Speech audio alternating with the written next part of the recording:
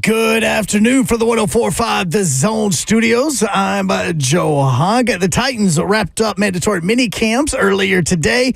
Brian Callahan met with the media afterwards, and if you recall, a few weeks ago, he talked about how he wants his players to have open communication with him about things they are and are not feeling when it comes to certain plays. It looks like he is practicing what he preaches. Like I said, we encourage guys to try different stuff, and Will's not the only one that is working with techniques. Some of those linemen are doing a bunch of new techniques, and so you see them trying things. We encourage guys to try that stuff as they're trying something new, and if it doesn't look great or they don't feel comfortable after a period of time, then we don't force a technique on them. And so for some reason, Will didn't feel comfortable with what we were teaching. He let us know, and we'd go back to whatever he felt better with. But there hasn't been any reason to do that at this point. But certainly it's a trial period. It's a trial and error on some of these things that what guys feel comfortable with. And game one of the NBA Finals is tonight, 7:30 tip-off. You can watch that on ABC. For all your foundation repair and waterproofing needs, you need to visit USSTN.com. Breaking news at once on your home for the Vols, the flagship station for your Tennessee Titans, as well as home to 3HL. This is 104.5 The Zone.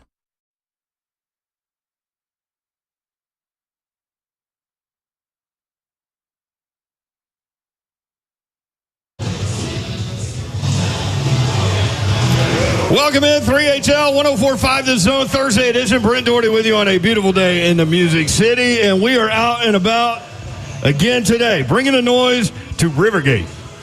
Twin Peaks is where we are, where the beer is cold, 27.4 degrees right now.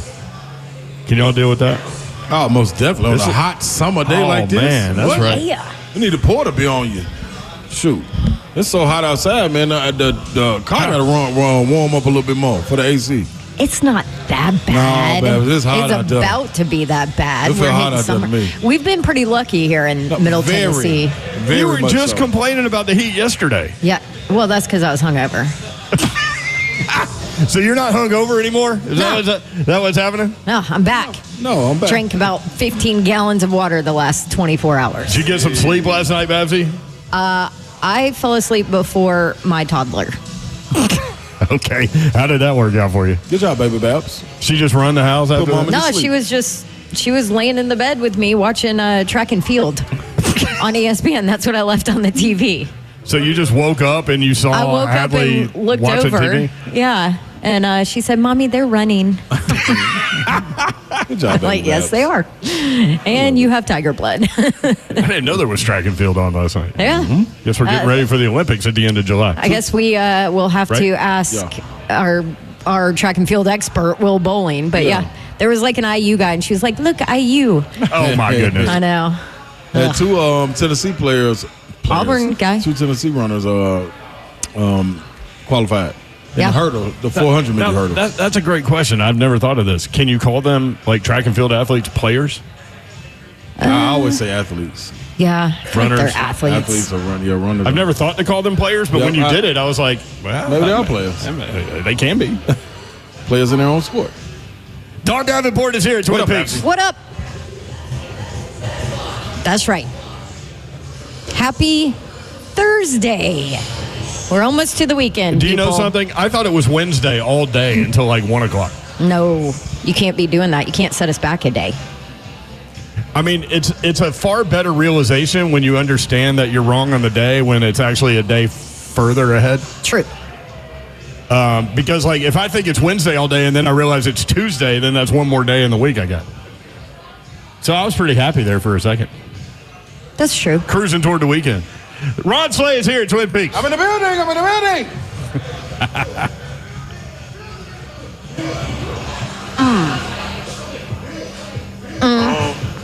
The food is great here at Twin Peaks, and It's so good. we typically get, meaning me and Babsy, typically get the same thing, the spicy chipotle chicken with veggies. broccoli. I did the smoked chicken quesadilla today, though. Oh, you switched it up. I did. Slay, what are you rolling with? I wanted to be a surprise for Babsy. Oh, okay. Well, don't all wanna I know. know is he said, "Do you want to share with me?" I said, "Well, what are you getting?" The question is, do you want to share with me? Are you going to be a teammate or not? Yeah. So I'm like, of course, I will always share with you. Here it comes. And then he said, right now. 2 spoons. And I was like, oh. There they are. Right Everybody knows me, too. They know I don't even share. This is not Who got Awaken meatballs? 180 approved. That's Kirby usually gets meatballs. That's Kirby. That looks amazing. These are apple turnovers. Oh, my gosh. From the guy that doesn't eat apples. I know. How about that? I know that's amazing. Oh, my gosh. Do you smell it? For those that don't know, Slay has never had, taken a bite into a real apple before. Nah, never will. You're missing out, man. No, the apple missing out on me. Well, you got apple right there inside that turnover. Yeah, but that's a fried apple. Boy, I ain't even going to tell you how many calories in there, Babsy. Did you look? No. I wouldn't. Don't want to know. No, don't look. You didn't look? I did look. Don't look. Don't look. Yeah. Don't tell me. No, I won't Because tell you. yesterday you had that big ice cream thing from the but I only Sounds game, one and bite. you were like, that's no. So maybe that didn't have enough calories in it because you didn't like it, It could have been it. right? Yeah. This right here, I know it's going to be good. Titans minicamp's going on today, and we'll spend a lot of time on that. Titans rookie left tackle J.C. Latham met with the media. You'll hear from him at 3:20. Coming up at 4 o'clock, Titans coach Brian Callahan talking about Levis, working on his timing in 7-on-7, among other things. Greg Cosell, executive producer and analyst for NFL Matchup on the ESPN Properties, producer at NFL Films, will join us to break down the AFC North. We've done the AFC South and the AFC East. Now we will do the North. And we'll talk about the impact that Derrick Henry will have on that Baltimore Ravens lineup. Talk about the Browns, the Steelers, and the Bengals as well. May or may not be funny. We found something, again, this is kind of an old one, but we need to get it out there again. And even if you've heard it before, you will laugh. I think. Who found this one? Me. I have more confidence in Zeph. Hey, I've got 1,000%. I'm betting 1,000 on whether or not my clips that I think are funny will be funny to you guys. It made me laugh this morning when I woke up and I saw it, and I was Really? sitting in bed. It made me laugh in bed, and I said, "Yeah, we're running with it." Okay. Oh, wow. Cool. All right. Boom. All right. Okay. I like it. Zeph just laughing in bed first thing in the morning. Yeah, that's a visual. You did start texting early today. I was impressed. Are you I had to annoyed get up by to go to how Cracker Barrel early? this morning. What did you do? I had to go to work at Cracker Barrel this morning. Oh. Which What one? time? Which one? Can you tell us on air? Or you Yeah, can tell us on the one on Old Fort Parkway, Murfreesboro. All right. What did you do today? Oh, hey, I always Cracker get Barrel. my Thanksgiving from there. We're going to pop in. We on do a lot of Thanksgiving. Yeah. It's chaos. Today I made biscuits. I was making biscuits all day. I was a bread cook and backup. So you make biscuits from scratch. Like you could go back there right now if they had the ingredients and do it. Yep, half gallon of buttermilk and then the biscuit mix. Look at that. The pretty biscuit easy. man. Wait, so you cook at Cracker Barrel in your spare time? Yes, which is Sort of. whenever I'm not at the station, pretty much. Look at you. He's like the hardest working kid ever. Man, he's got great Cracker Barrel stories. We that need a should be a summer segment, show. like a yeah, weekly- we need a summer show of Cracker Barrel stories. I can definitely fill up 3 hours worth of stuff from Cracker Barrel. I bet there's some great ones. No, too. we just need like 10 minutes a week. Like just spread them out. Just to Spread 'em make it out. a segment. Maybe Cracker Barrel sponsor it or not. Tales from the Barrel. Fried Yeah, okra, from the bear. my favorite. Like, I'll hurt somebody over some fried okra. That's my mama's spot, too. Lucas, That's the last thing I would order on that menu. sometimes that's the only reason I go to Cracker Barrel. When I was pregnant, I would get it to go because it was during COVID. So I would get just double fried okra, like to go. Lucas Panzig always asks me, like, what's the best and worst things to order, like at Cracker Barrel. So I always give him a breakdown of, like, how to cook some stuff, like on the menu, and, like, what I would get from as the cook and what I wouldn't get. Yeah. Where's okra fall on What's that? the coldest? I What's like the coldest yogurt. breakfast? Okay. The coldest breakfast on the menu. Like, what's Coldest as in the best? Like the best? Yeah, the best. The cheesecake pancakes. Ooh, I didn't even know that existed. They're pretty good. I mean, you can't go wrong with the classic mamas. That's what I was gonna say. There's no way I could go in there and sway away from that. Mama's breakfast. Yeah, they hot chocolate. But on if point, too. you wanted to, like, go off Yeah. the cheesecake pancakes, it's 2 pancakes with, like, this cream cheese cake Cheesecake pancake. filling. It's got strawberries and whipped cream and powdered sugar on it. Wow. Well, Yeah. I know the food here is good too, and Yeah. we'll be here until 6 o'clock. Twin Peaks, Rivergate. It's on Gallatin Pike. What's going on in Rivergate Mall? Is there anything going on in there? I should have rolled by there. I mean, you do when you come this right way. by, but I saw just empty parking lots or whatever. I don't know what's going on inside the building. I think you got to come around on this front side by the Gallatin Road exit. We used to going in by the, getting off on Conference Drive. Mm-hmm. But if we go in right here, I think it's still maybe a little entrance where the arcade used to be. Yeah. I think it's still an entrance right there, and they got kind of a little active over there. So, you think there's like wild animals running in there? Like feral cats? Is it not open? I don't know. Is it? No, I'm saying maybe it's open in that little part. Oh. I don't know no cats in there. Well, they're probably over Buckeyes. So the Astrodome is still standing, right? Next to NRG Stadium or whatever it is. And so reportedly there are in Houston. Yeah, in Houston, feral cats running around the Astrodome. What is like tons of them. Wildcats. Like real wild cats? Yeah. Not like wildcats. They just but like reproduce. Really? Yeah. Cats that would live in your home, but they don't anymore. They live in the Astrodome, and they just have to fend for themselves. What? They're called feral. I thought that's where Joel Osteen. What's the minister? No, he was at the summit. Okay, all right. You know what I was talking about though. Mm-hmm. I think he moved. Did he? Yeah, because I think the summit's gone too. Hey, R.I.P. Summit. You can watch the show YouTube, Facebook Live, and Twitch. Twitch, please. All righty. Summit's where the Rockets used to play, by the way. Yeah. Yep. When I lived there, it was Alan Level and Robert Reed, and then Akeem Olajuwon came in there. That's a heck of a name, Robert Reed. Robert Reed, man. He looked like Robert Reed. Oh, who's my guy that was in Empire Strikes Back? That was so cool. You know, I ain't a big Star Wars with guy. the curl. Anyway, Jerry. That was not a thing. Evident Bake Chat is open. We're broadcasting live again from Twin Peaks and Rivergate on Gallatin Pike. Today is the 80th anniversary of D-Day. Let's go. June 6, 1944. I saw this quote rolling around social media today, and I love Winston Churchill quotes. Mm-hmm. He said this: "Fear is a reaction. Courage is a decision." Wow. And I just kind of opined on that phrase for a while, and you think of so many different things in life where that is definitely true. I always say fear is a liar, but fear is a reaction. Courage is a decision. I saw a documentary. I was flipping through Motivational Thursday here on 3HL. Yeah, I mean, dive into Winston Churchill, you'll get it. I was flipping through the TV as I was gathering notes or whatever, and I saw a Steven Spielberg documentary type thing, and Tom Hanks was talking about making Saving Private Ryan. Oh, which if y'all haven't seen, which a lot of people have said is one of the more realistic. So my grandfather was on Anzio Beachhead, not Normandy, not Omaha Beach, but Anzio Beachhead. But I watched that movie with him. And he was like, a lot of guys are like this that went through that experience. They didn't really talk about it. Yeah. He would never talk about it. All he told me was, I said, how did you get through it? He said, I figured that I was not going to make it out, but it's not going to be today. And he said, that's what I just told myself every day. I'll probably end up dying here, but it's not going to be today.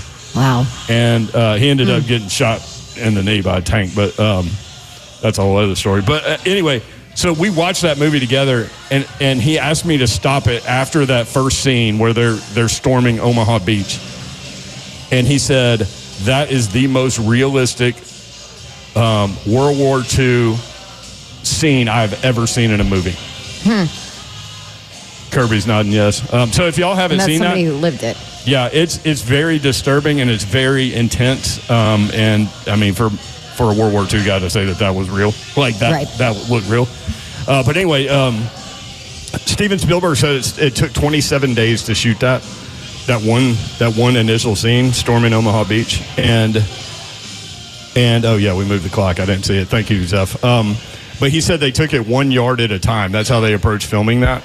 And he said it was an honor to make that movie for World War II veterans.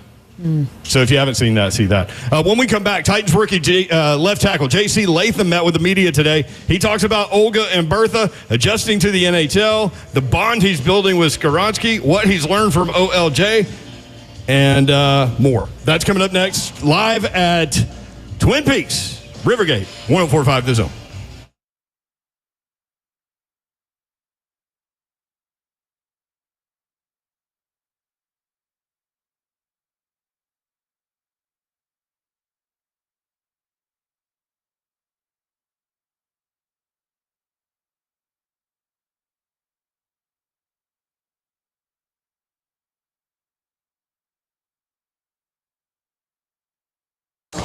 Before you, I don't know, hire somebody to do something at your house, do you always go look at Google reviews or see what people have said about them? That's what I always do.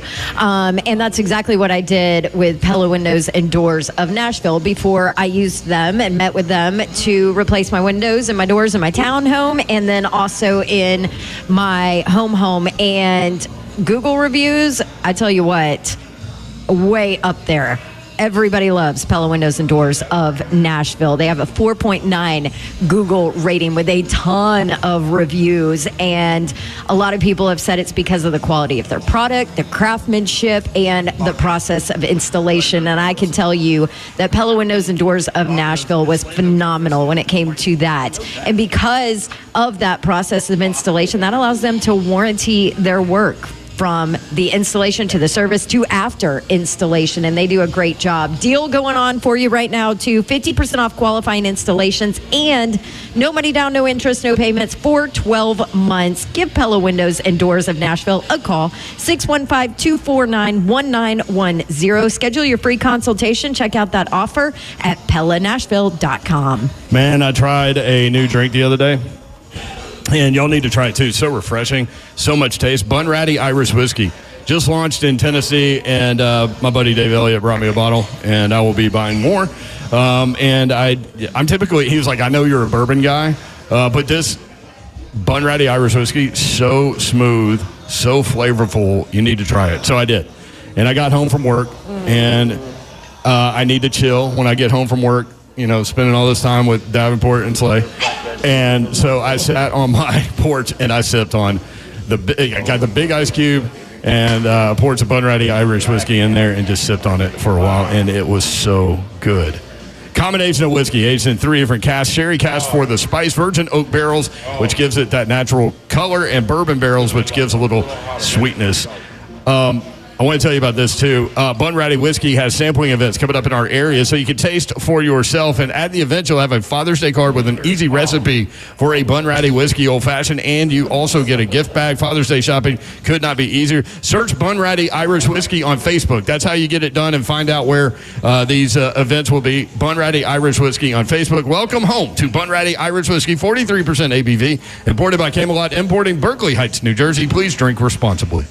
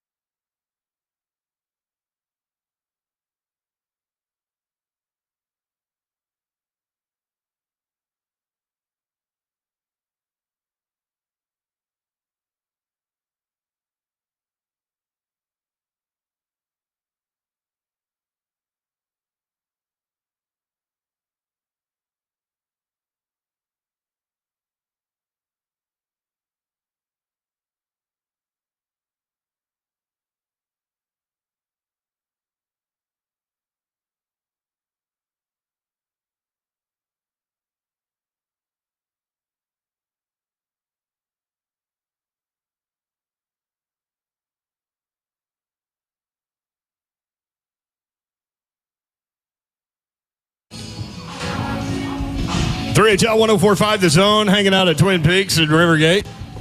Gallatin Pike is where we are, 28.6 degrees Fahrenheit. That is the temperature of the draft beer currently. They have tons of TVs in here. Perfect place to watch the NBA Finals, which starts tonight. Celtics, what, a 6.5-point favorite, something like that? Yes. Boy, Kirby just... That tickled Kirby. Kirby sounded like Skeletor. Because it wasn't Kirby's fault. Yeah, finally, Kirby. By the way, Robert Reed, that played for the Rockets, looked like Billy T. Williams. Thank you, Gator Mike. Oh, yeah, that's all right. Quick shout-out. Quick shout-out. Man, shout-out to the Rivergate Mall over there. It is a food court and a couple of stores open. Awesome. And a shout-out to our guy, Keith, up at Cracker Barrel. Shout-out to Keith, man. Keith, we coming to see you, Keith, and we just need a nice little mama pancake breakfast spread out so it can get us nourished and ready for 3HL. And some fried okra. In the morning? Thanks, Keith. Anytime. Anytime, Keith. Yeah. Keep the fried okra on deck. Zeph works at Cracker Barrel in Murfreesboro. Can you get lunch in the morning? I can't remember. Oh, you can breakfast all day long, ain't it? Yeah. Breakfast all day long. Breakfast all day long. Lunch, you're not supposed to, but I can make an exception for Don. Yeah. Look at Zeph. Zeph pulling strings, I got man. reps. Wow. I got reps. You got one rep. He's sitting right over there. Zeph is on-site producing. Kirby gets everything hooked up and engineered, and then he eats meatballs. And then Hunk is at our studio, the world-famous Music Row. What up, Hunk? Sup? I'm glad you got that out there about Rivergate. What else do we need to clean up? I think that's it. NBA Finals, who's going to win? I'm going to Celtics by 6.5. Is that what it is? Yeah, tonight. Sorry, tonight. Who's going to win tonight's game, not the whole thing? Yeah, I'm going Boston all day tonight. Okay. No offense about They always have that clunker performance, but they usually have they usually route every series has been this way, right? Like they win big in the opener and then lose big in this game 2. Yep. And then they close it out. Mm-hmm.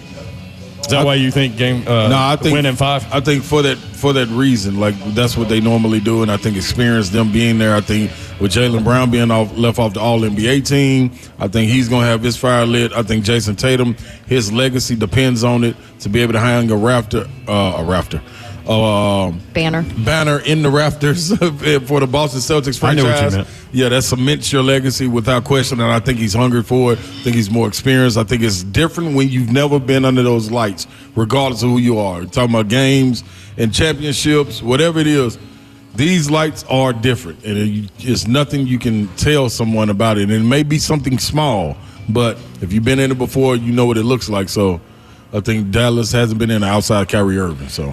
Titans minicamp's going on, and speaking of the lights change a little bit when you go from college football to the NFL, even if you play at Alabama, but that does help some guys. J.C. Latham been very impressive so far with regard to his development, and remember, he struggled early with Bill Callahan, offensive line Jesus, OLJ, his sleds that he created and invented and all of those things, and Latham on the first day kind of struggled, because it's such a technique-driven apparatus. Right.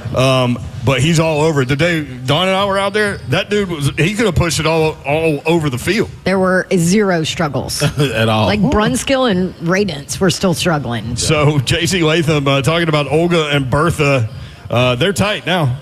Those are my best friends right there. I love going against it, and just every single day you look forward to getting the chance to really master your craft with it. So I like that.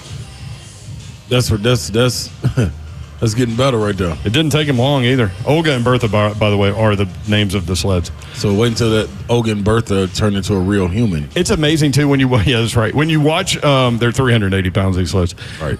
So T-Sweat's right there. But when you watch them on video, you can tell that you've got to get low to properly do these drills. But man, when you go out there, Babs, you have to get low. Mm-hmm. Mm-hmm. And stay. And drive through that thing. It looked like. If you're not doing it right, you start going to the left or the right. Mm-hmm. Yeah, you start turning around in a circle. It's distinct. Then you're dancing with it. Yeah, and they're winning. Nobody wants to dance with Olga and Bertha. Who would in their right mind want to dance with Olga or Bertha ever? Besides Shrek, nobody. Like, it's going to be tough. J.C. Latham talking about what we were just talking about, his progress adjusting to the NFL. I mean, so, I think one thing that a lot of college, especially high school as well, don't really understand is how to practice without pads, and that's something I had to learn how to do. Being in college, you were really just working on the first two steps. But here, you see a lot of guys, working hands, refits, and then especially, I know one time yesterday I got beat, I overset, and he took the angle inside. In college or high school, guys aren't really doing all that, but in the league, if you have bad technique there, they're not going to do too much, but they're going to take what they see, and they're going to go inside on you. So, that's definitely something that, you gotta know how to make that adjustment too. But just making the transition from right to left. I mean, you're learning everything, a whole different style of technique from a legendary coach. So just day by day, you just take it with a grain of salt, just how to get better every single aspect of the game. He's so smart, already recognizing that as in difference at the next level. You know what I mean? Yes. Hasn't even, and listen, he's going to have his issues at some point this year. It's going to happen. Right. He's a rookie, stepping in on the left side that he didn't play all last year, right? But, man, he just gets it. Yeah, he does. It's great to be a sponge, too, and be able to bring it back out and be able to give the information that you soaked in, because you're learning so much, and it's hard to go and explain. Those are some of the best teachers, the people that can soak in the information and then give it back out where you can understand it, and that's what he did. He just sounds coachable, you know what I mean? Like, he doesn't sound like the kind of guy that's got this huge ego that, I know everything, blah, blah, blah, blah. Well, yeah, he's I got beat yesterday, And he knows why he got beat. So, and this is why. Mm-hmm. I mean, that's that, and not to mention, we saw him first in line to every drill, run in full speed to wherever the next line starts. I mean, that's how he rolls. Good signs right there. Got great work ethic on and off the field. You're curious to know where that came from. I think I was in 10th grade or 11th grade when they moved me from right to left, and it was not right to left, when they moved from D-line to O-line, and I was a top 10 defensive player in the country, but we just lost 3 linemen to a crazy incident, 2 of them tore their ACL, 1 MCL playing basketball. It was insane. So they moved me and Tyler Booker to play tackle, and we were D-linemen, 2 top D-linemen in our class at the time. I like to compete and I like to win, but obviously I'm playing a whole different position I've never played before at IMG at a high level. So, I'm talking to the coach and I'm just working with him every single day after practice. And then conveniently, I'm watching a video on Kobe Bryant, and he's just expressing the fact that, he felt like he kind of arrived in basketball a little bit later. But if, he worked out twice a day, then by a year span, he'd get better 2 years worth of work in 1 year span. And then, that's what he said he did. So in 5 years of being in the NBA, he'd have 10 years of work. So I just kind of took that to heart. If I did my work on my own, then outside of the practice, I'll get better twice as fast. So since I was in high school, that's something that I've always kind of adopted to always do. Did it in high school, Alabama, and out here. So. Hey, man, shout out to internet, social media, other ways to tap into resources that you would, like when we were growing up, you didn't have that. You may have the NBC interview, CNN or something, but to be able to tap into a guy that's speaking like a Kobe Bryant at that age. How about that? Man, you getting fed information and you just take heed to it. You're taking it in. Man, that's all right, man. Golly. If there's one thing I'm jealous about is resources. I wish we had those resources when we were young. And we had some great resources, but to this extent, it's always different hearing it from an outside perspective and being able to take that in and make that translate. That's dope right there. Latham got this man. Just keep on. Cease to amaze you. You want to keep rolling with Latham? Oh, why not? Roll. Did you everybody in the NFL? I mean, it's not as bad now, but back in the day, there were rookie duties that you had. Was that true overseas too? Hey, what? Rookie duties? Man, yeah, rookie duties, rookie hazing, yeah. Man, all kind of stuff. You'd rather use that word? What? Yeah, listen, man. Hey, man, I remember I came from overseas. Came from over here to overseas, and was not late, but had to pay for the first dinner. Oh, man, when you hadn't made any money yet? Nah, this time I was cool, but still, okay. they hadn't I was a rookie to this league until this first division at that time, man. I think my bill was like $7,500. What? It was something stupid. And you know they want to drink wine. Italians want to drink wine all night long. Yeah, like a dinner is not 3 hours. No. A dinner is like 10 hours. Yeah, I'm sitting there telling him, hey, coach, what's up, man? Like, all right now.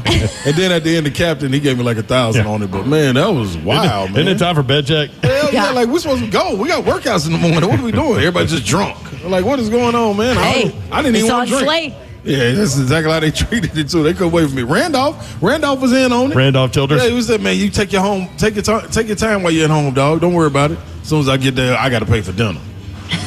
Boy, y'all something else, boy. Take your time. Hey, I've seen worse than 7,500. Without question. So, you know. No, you can look at it that way. Hey, believe me, I'm cool with it. I'm cool What is it, Lira over there? Although, here's the other thing. Wine. Euro, yeah. Oh, yeah, they went to Euro. Yeah. That's right. Wine is so cheap over there, too. Yes. Like, Oh, is so it? cheap. Even good wine? What? Yeah. Yes. Yeah. Especially It's so depending on good. where you are. Well, J.C. Latham talked about his rookie duties and what it actually means to him. To be a leader, you got to be able to serve the people that you're around, and especially we're rookies, so we have rookie duties. And I mean, I love these guys, all the vets, especially. They look after us and make sure that we're on top of our stuff. They're holding us accountable. They're doing what vets should do, and I just love them for that. So when it comes down to holding my own, being a rookie and doing what a rookie does, I don't mind looking after the guys and letting them like, hey, I'll carry you guys' helmets and shoulder pads when we get them on, carry all that stuff, and you guys just get off the field and get off your feet. So you had a lot of breakfast duty and things like that. Yeah, I mean we brought them all some donuts today. So all the rookies in the O-line brought the vets today some donuts. So is there part of you that looks forward to that rookie duty? You work all your life to get to the NFL, and you're finally a rookie. You kind of get to do that instead of I mean, just as an individual, you always love to prove yourself. And, a lot of people kind of, some people have actually speculated, like, guys who are in my position going to IMG, then Alabama being a pick that I was, people say you can be entitled. And I kind of just want to work against that narrative in every aspect, in every way. The only thing that I really kind of, I guess I'll say, plead the fifth to is when I get water. A lot of trainers to kind of do that for me. But outside of all of that, I want to show them that, no matter what I am or who I am, wherever I'm at in life, I'm always here to serve my guys. How about that? To be a leader, you have to be able to serve. Those are the ones. And it's funny because, like, you listen to this and you think, man, this is a really good dude, really nice guy, all those things. Like, can he be aggressive and a killer on the field? Well, yeah, that's why he created that secondary personality for himself, and he calls himself the Trench King. Yep. Which is a switch that he flips when he goes on the field. And you see that throughout your career with a lot of players like that being big. How many guys like with his size that you call gentle giants off the field, and all of a sudden when they get on the field, you're looking at them like, whoa. Ramon. Yeah, Sam's the same way. Yeah. My other brother Nardo the same way. Big John same way. Like Slay. Yeah. And I'm mean, Babsy. Whatever. I mean, Wrong. basically you're the same on off the court. You try, yeah. I'm mean out here. Baby Babs would disagree. Yes, she would disagree. She's like, oh, that Slay, he's a softie. I got him. That's what it is, though, man. But those are the people, they understand, I think, man, the responsibility put on their shoulders. So we had him on when he got drafted, and we blew through, 2 breaks to have him on for 30 minutes, which doesn't mean anything to you guys, but it does to our bosses, people in our business. That's right. But it was such compelling content. It was so good. One of the best conversations that's ever happened on 3HL, and we just kept rolling with it. And one of the things that he was talking about was we asked him about his 2-hour meeting with Bill Callahan in the pre-draft process. It was supposed to be 30 minutes, and it went 2 hours.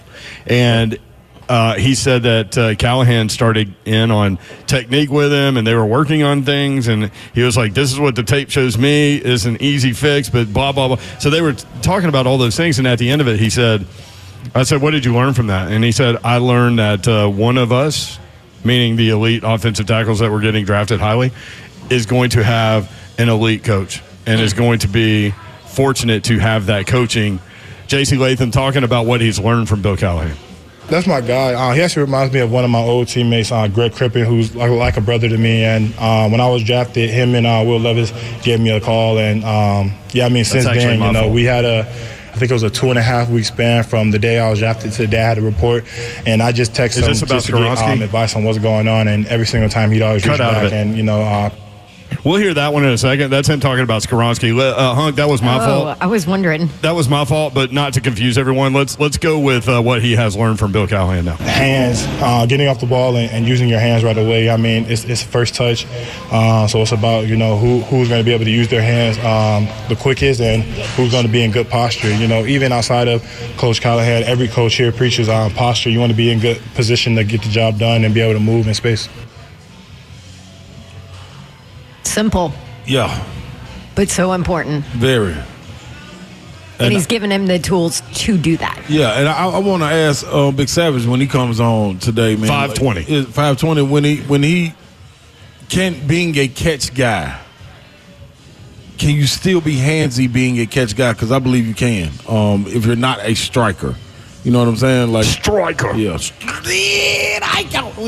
you're not that guy, that's just straight up punching, or can you be? Because you can get jiggy once you get in my zone too. If I'm 1 foot away, 2 feet away, it's different than me going to attack. So it's gonna be interesting. I want to ask Savage there too. When we come back, we will hear from J.C. Latham about the bond that he has built with Skoronski. We'll actually go through that one.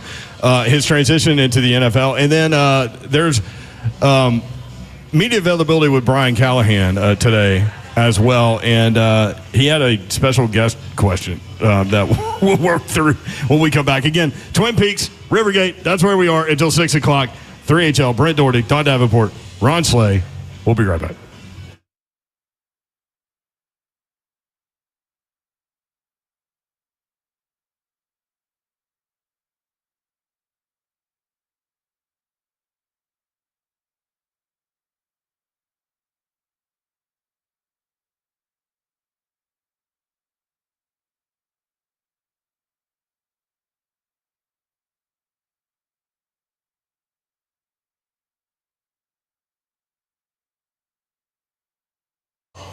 Imagine you wake up this time next week and boom, you are 100% debt free from credit card, car loan, personal loans.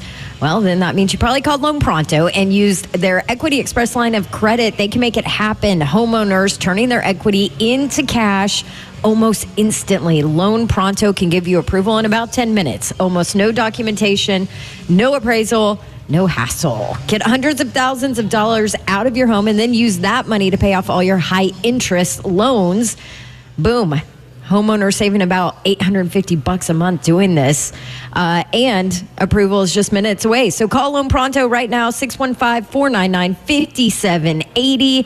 By the way, you could even get that money out for a home improvement project if you have your eye on something. LoanPronto.com is where you can start the entire process, or just call them 615-499-5780. That's 499-5780. Loan Pronto, NMLS 1661781. Subject to lender approval. Equal housing lender. Nailed it. Gupton Dodge Chrysler Jeep Ram. That's where you need to go to get that next new vehicle, whether you're looking for a new or pre-owned car, truck, SUV, or Jeep. My guys at Gupton are ready to help you out, and they will get it done. There will be no pressure on you at all from them. They simply want to get you in the vehicle that's right for you, which is obviously your goal. So tell them what you're looking for. Maybe you need less of a payment. Maybe you need something with more room, gas efficient. Whatever your needs are, they'll be able to help you out, point you in the right direction, get you in that test drive, and then you'll go inside and help make them. They will help make the numbers work, and it will be the easiest and best vehicle buying experience that you've ever had. Gupton Dodge Chrysler Jeep Ram. Take 24 West toward Clarksville. Exit 35 is about 9 miles outside the city. Straight shot into the best vehicle buying experience you've ever had. 3450 Tom Austin Highway in beautiful Springfield, Tennessee. 30 minutes from downtown Nashville. GuptonMotors.com is the website. All the information is there about the dealership. Deals they have going on, inventory, phone number, address, all those things. GuptonMotors.com. Again, 3450 Tom Austin Highway in Springfield, Tennessee. About 30 minutes from downtown Nashville. Gupton Dodge Chrysler Jeep Ram.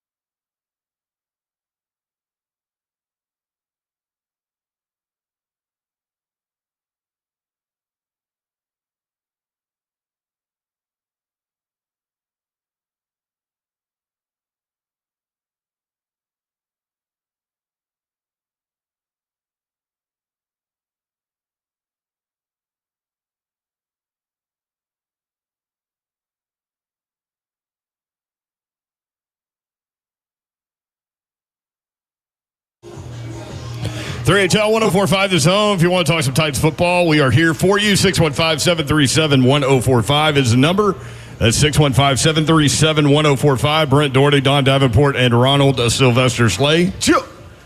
Zeph is here. Kirby is here. Where's Bob? Bob's not here. No, but that is strange. Bob's behind me. Oh. I thought Bob was out because he took one to the nads yesterday from Slay Dog with a he recovered like a knuckleball. Like a G. He's probably scared. No, me and Bob even took a picture. I meant to put it out on social media. Yes, you did. What? Of him with the ball. He signed it for me. He autographed the ball? Mm-hmm. Oh, boy. Did he write Bop like a little kid or something? Mm-hmm. Like B-O-P? That would be O-P. Yeah, you know me. YouTube, Facebook Live, and Twitch. Twitch, please. You can watch the show there. The F&M Bake Chat is open. We are broadcasting live from Twin Peaks in Rivergate. That's right. Come through, holler at us. We've had all kinds of things to eat. The food is great. I had a smoked chicken quesadilla. Babs is working on Chipotle barbecue grilled chicken with broccoli. There was also an apple turnover or two involved. Oh, that thing. What'd Slay say? It's from heaven. I said, see, how can you eat that, but you won't take a bite out of an apple? And I was like, that's the foundation of what you're eating. And he said, no, this is from heaven. Apples are from the earth. That's right. I mean, he's not wrong. And the funniest part about it was Slay and Babs were knocking that thing out, and then Slay tried to take it away. Yeah. I'm like, there's still some left on the plate. What are you doing? I thought it was done. My half was done. See? Nothing goes to waste. That's right.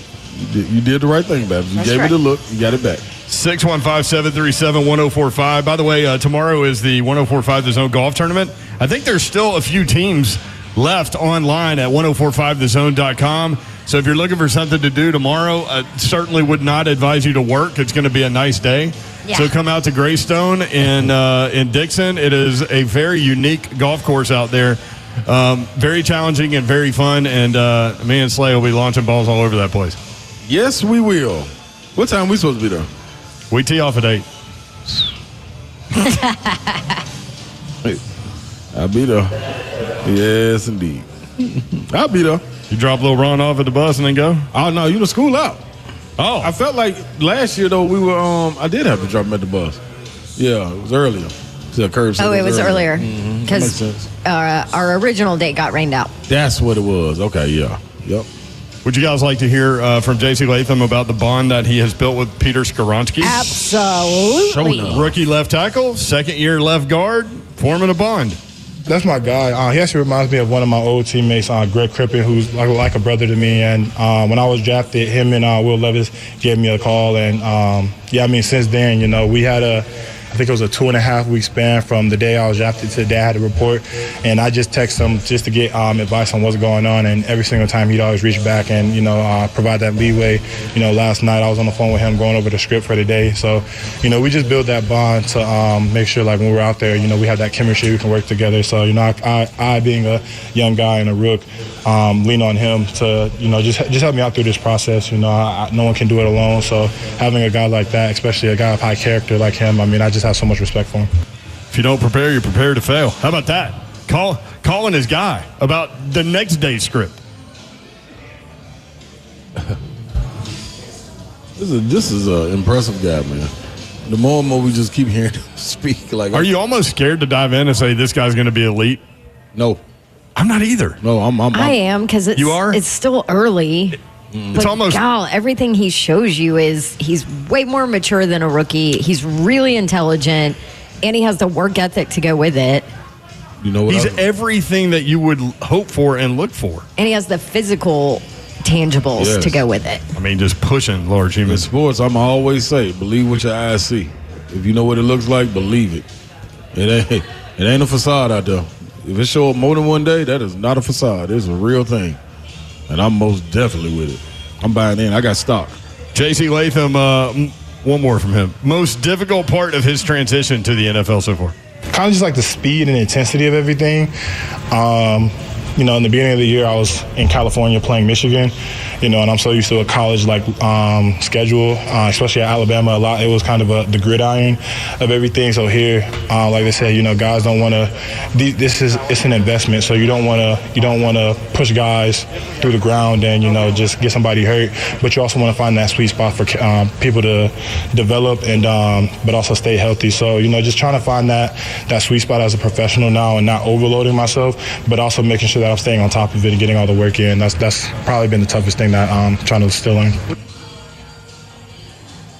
There he is, J.C. Latham, the rookie left tackle, making that transition from right tackle to left tackle and getting through the mandatory mini camps this week. When we come back, we'll visit or we'll hear from Brian Callahan, the head coach of the Tennessee Titans, and he'll talk about Will Levis working on his timing in 7-on-7. He also gets a question from a special guest. That's coming up next as we continue to broadcast live from Twin Peaks, Gallatin Pike, and Rivergate, 3HL 104.5 The Zone.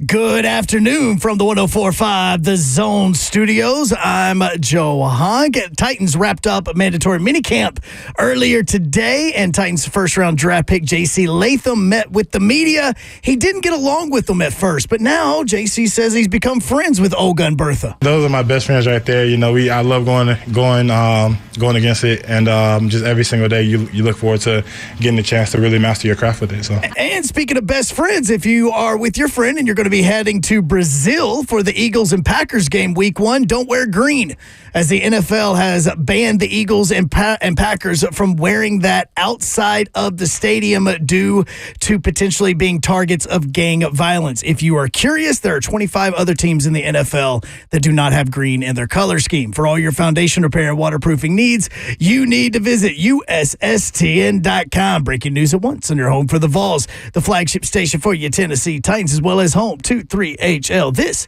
is 104.5 The Zone.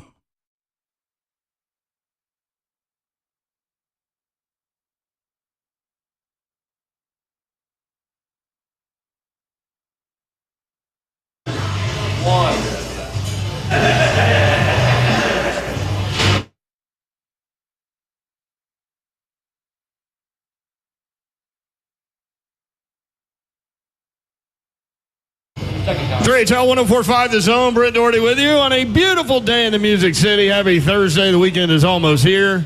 You can start now by celebrating at Twin Peaks, Gallatin Pike at Rivergate. The beer is always below freezing, 30 degrees right now. Flowing. So you come out from the heat outside, and you get that ice cold beer. Man, that is, ooh. That make you want to lay down. Telling you. Twin Peaks will be here till 6 o'clock. You can watch the show live, YouTube, Facebook Live, and Twitch. Twitch, please. The Evident Bank chat is open if you want in there. Anything going on in the chat? Man, I can't get on my YouTube on my computer for some reason, man. Uh-oh. Zeph's going to help you. Everything else is working. I have full confidence. No, Facebook and everything is working. Facebook, ESPN, everything else is working. Look. Zeph, who's wearing a Hank Aaron shirt, big Braves fan, big baseball guy. Watch YouTube. We were standing at First Horizon Park yesterday, and after the show, it was so hot out there. I was like, I need a beer. And so I went in, I got a PBR, Pat's Blue Ribbon, tall boy. And so Zev and I are standing there just looking at the field, and they're manicuring the field. They're getting it tip-top. Yeah. Right before they start. And I look at Zev, I'm like, is there anything more beautiful in this world? And he was like, nope, this is it. This does it. It was just two dudes admiring a baseball field. And then I think they got weather delayed. I don't know if they finished that game. Yes, they did not. They did not They finish. didn't get to finish. When did the weather come? About when he said it was. During Really? the game. I think it got Well, to... yeah, gee, thanks, honk. I think Lucas said that Way to add to that. they suspended it in the bottom of the 11th. Oh! I think. He got to extra innings? It did. Oh, see, Yeah. so they could have gotten done. At my place, it was like 9:15. So, Honk. Just providing all the info you need. I just knew you wanted an answer, so I was just giving you one. Unbelievable. Hunk just can't let things just lie, right? No, Got to give never. some sort of an answer for any and There's everything. got to be some kind of smart aleck. Yes. 615-737-1045 if you want in. 615-737-1045. Tennessee hosting Evansville. Game 1 is tomorrow at 2 o'clock Central Time. Tennessee baseball coach Tony Vitello will join us today at 5 o'clock. Awesome. Tony V. They play Saturday at 10 in the morning. What kind of crap is that? Yeah, it's gonna be wicked. Hear the drummer get wicked. Zeph is gonna monitor YouTube and let us know if anything interesting happens. Is anything weird going on in the chat? Sometimes people get to arguing about stuff we're not even talking about. Reese Which and always Laura are interesting. talking about cat death. Oh, no. Yeah, they done had a hard couple of weeks, man. About people speeding into. Oh, they've speeding lost around. some cats. Yeah, about 4 or 5 of them. Wow. Yikes. It's an epidemic. It is. 615-737-1045. The head coach of the Tennessee Titans, Brian Callahan, working and addressing the media after practice today. And he was asked, I guess, kind of, what were you guys working on today? Yeah, so today was for us. It's our third day in a row in the mini camp. Guys have worked really hard these first 2 days. We got a really good 7-on-7 period in before we got to our situational walkthrough. And so what you saw today was a very specific set of points in the game that come up, sometimes once a year, sometimes a couple times a year, sometimes maybe once every 5 years. And so you're just making sure that we're on top of those situational components of the game and the time and the clock. Both offensively and defensively. And so that's what that last kind of half hour-ish of practice was a very choreographed, specific set of situations that come up. So first time we've got a chance to do that. We're sort of at the very end of our installs on both sides of the ball. And so that's sort of the last thing that we hit is this situational work where you're working against now all the different things that come up in those spots. And as I told the team this morning, that's, you win the games in the NFL in the margins, and those are winning and game-losing, game-winning plays that they have to be able to make and be able to be prepared for the situation, aware of the situation. You got to execute in a moment. So that's what that was today. Really nice job by those guys. But the attention to detail by coaches, it's amazing. Like, that made me immediately think of Home Run Throwback, which was the Music City Miracle. And all the players said they used to work on that ever so often, and they would try different people in different spots and all those things. And they said that it hardly ever worked in practice. Well, part of that probably is because everyone knows it's coming, but also, it wasn't a once every 5 year thing, but it was like an, oh crap, our season's over if we don't try this. What we got, home run throwback, let's go. Body over. And they had already prepared it. And so everyone knew what to do, even players that weren't necessarily supposed to be in the game, like Kevin Dyson. Yeah. And so, honestly, he tells the story incredibly well, but he basically went off instinct. So he knew he had to get behind Frank, is kind of what it'd stay on the sideline and that he was going to receive the pass and all those things, but he wasn't supposed to be in the game. But it is funny how they work on things like that at practice, like that may never come up. But you got to be prepared, right? Yes, you do. A lot of 7-on-7 going on out there, and the head coach says it's supposed to be experimental for the quarterback. 7-on-7 to me has always been a bit of an experimental period for quarterbacks. It's, there's no consequence, and sometimes you use those reps to find out what you can get away with. I encourage those quarterbacks to maybe not necessarily check the ball down every time in 7-on-7. Test your throws. Test the throw into a tight coverage. Test it into a tight window, and then we can coach off the decision making. But sometimes there is a place for a little bit of experimentation and trying to see what you can and can't get away with in a live motion period. They're allowed to have some freedom to try some throws, and we coach off of it. And you can say, look, we know that you'd probably get to the back here in a real game, or you check the ball down here, but we don't mind an aggressive approach sometimes in 7-on-7. Play free. I mean, he always talks about that. No fear of failure. Mm-hmm. You like that? Yeah, I like it too. Yeah. Reason I like it, I love it because if you're afraid to try it right now, you're going to check down in 7-on-7. Don't get in the game and start trying to put it in tight windows. I ain't never seen you do that. What do we keep saying? That Mariota's biggest problem was he wouldn't let it rip. Yeah. And that Levis is that kind of guy to let it rip, so don't dial that back. Yeah, no. Be you. At practice. Be you at all times. So we're used to it. Your teammates are used to it. It's not a surprise.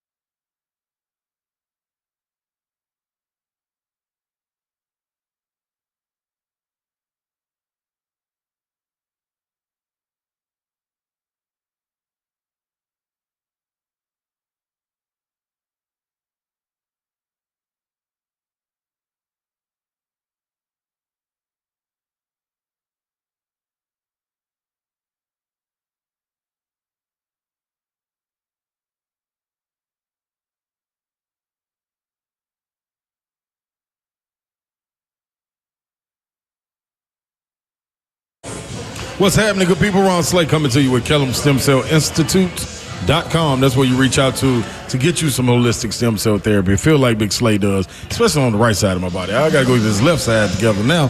But the right side, man, knee was, inflamed. And yes, I sat down with Dr. Kellum after calling this number and getting a consultation, 615-850-4415. I was dialed in. He answered everything that I needed to be answered to, lift and trust in him to get the job done. That it wasn't going to be any more pain after this. And you know what? He was right. So I said, let's do it on my shoulder. My shoulder's waking me up at night, in the middle of the night, inflamed, making me roll over. That's not comfortable, people. And you can have the same remarkable results as well. All you got to do is go get your stem cells harvested, store them for future and continued use, and know that they're going to attack the inflammation. 615-850-4415. That is the number to get your consultation today. Tell them Big Slave sent you, Kellum Stem Cell Institute.com.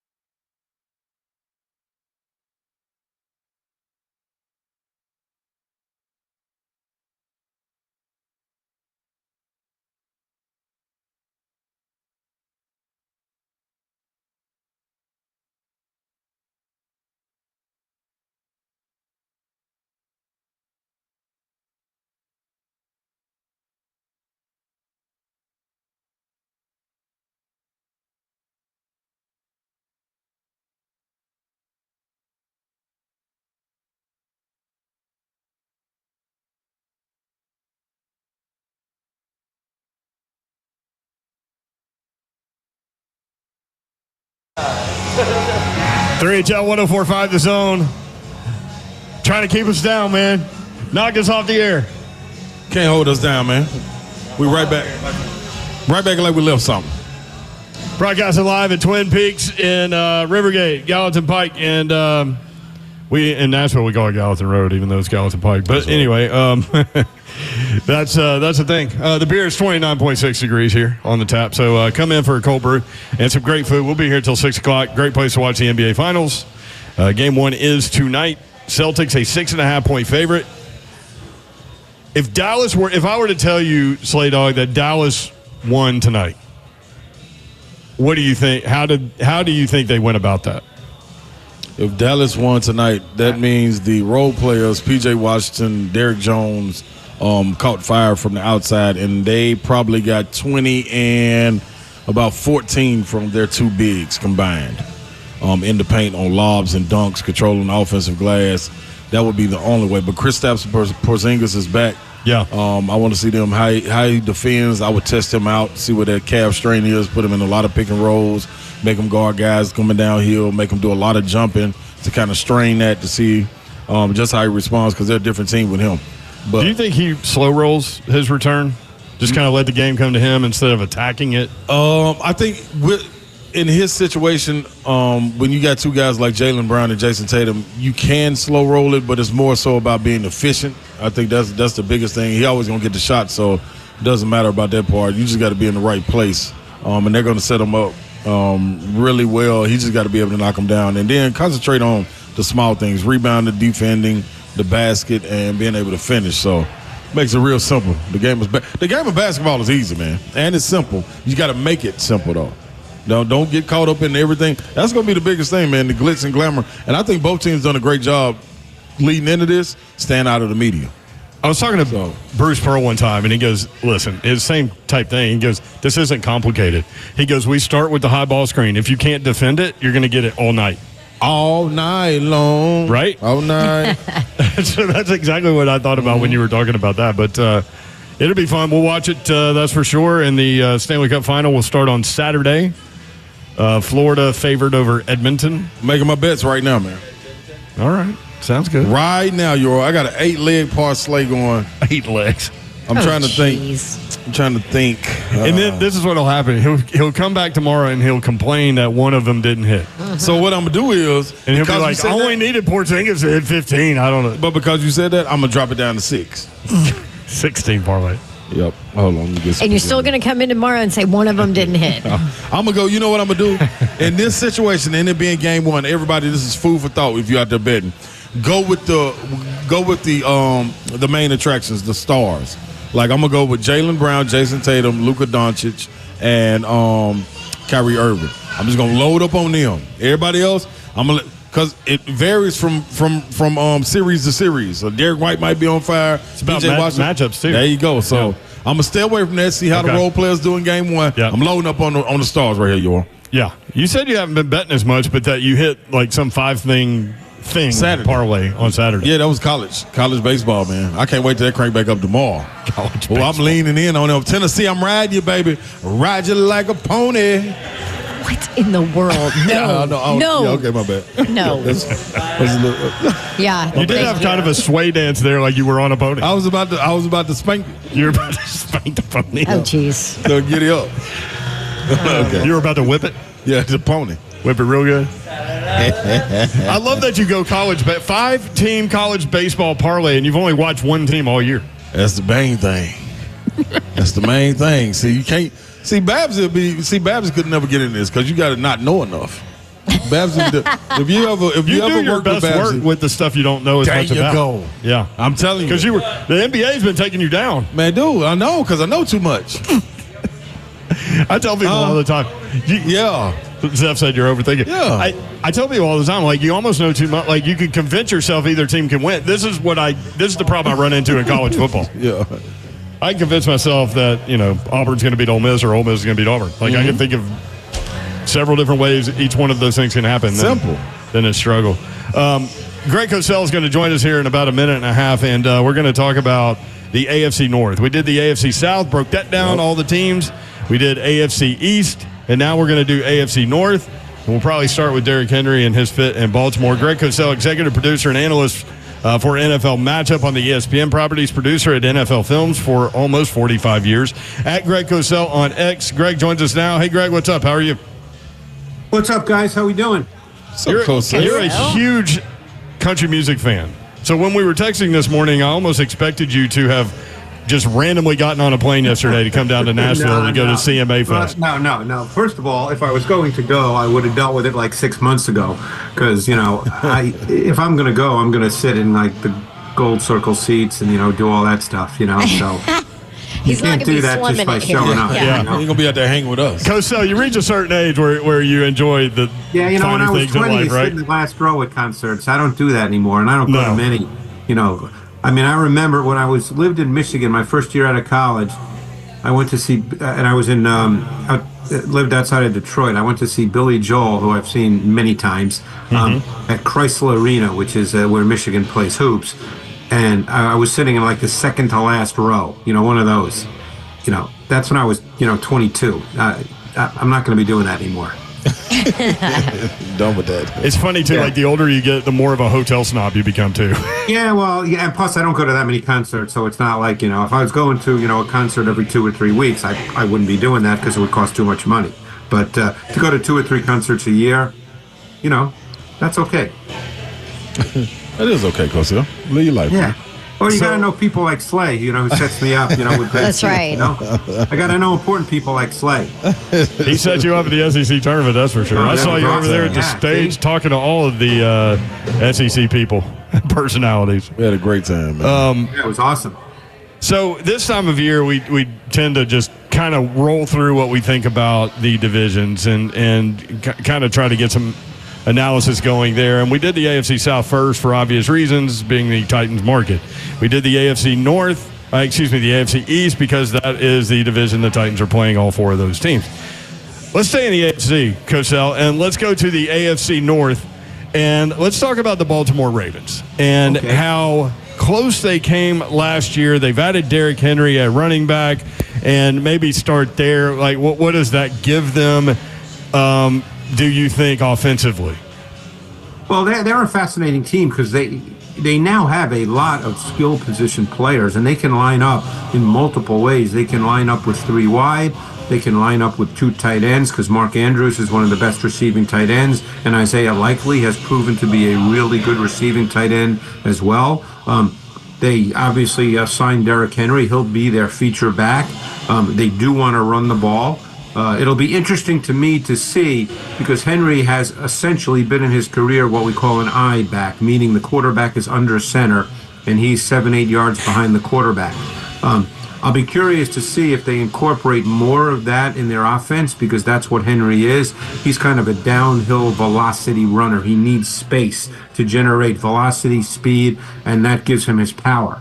But normally they play with Lamar Jackson in the shotgun, and Henry in his career has not really been a shotgun runner. Now, I'm not saying he can't do it. He just hasn't done it much in his career. But they'll want to play with 3 wide receivers a good amount because they've got good receivers now. And that's what their offensive coordinator really wants to do. They had the new one last year, Todd Monken, who came from Georgia. And, he likes to play with 3 wide receivers. So that'll be interesting to see as we won't know that till they start the season week 1. But just something to look for. Yeah, I mean that is one of the more intriguing storylines, isn't it? As we sit here looking ahead to the 2024 season, to see conceptually what Baltimore chooses to do, and as you said, they can do so many different things. But if you're still gonna roll a lot of shotgun formation with Lamar Jackson and take advantage of his skill set, then that means that you've got fewer reps for Derrick Henry, and maybe that makes him more effective. I don't know. Yeah, we don't know, and they also. The kid who last year ended up tearing his ACL but was really dynamic for them for a number of weeks was that Keaton Mitchell, and he's an explosive 4.35 40 guy. So I mean they've got a lot of good skill position players. Now they'll have a new D coordinator this year because Mike McDonald is now the head coach in Seattle. So Zach Orr, who's been on the staff. So my guess is you'll see a lot of the same concepts. What do you think about them defensively, personnel wise? They've got some really good players. There now, every team at some point, has to play younger players. I mean, they lost Patrick Queen. He's now with the Steelers.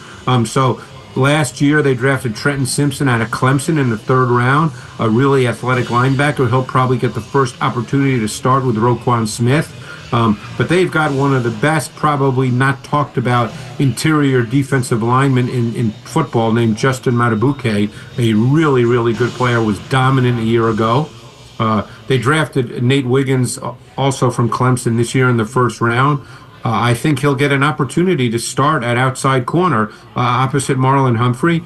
And Kyle Hamilton is probably the most versatile safety / slot corner in the league. So he's a really, really good player. Their defense is pretty good. Greg Cosell with us on 3HL every Thursday at 4:20, rolling through the AFC North. Cosell, let's go to Cincinnati, go to the rival, and we got to see them, and we know them quite well. We got Callahan here; they know us quite well. As far as Zach, what is it, Zach Martin? Was Zach Taylor? Darn, Martin. Where did Martin come from? Zach Taylor, as far as his thinking goes. So, what is the strength of this Cincinnati team outside of Joe Burrow and Jamar Chase?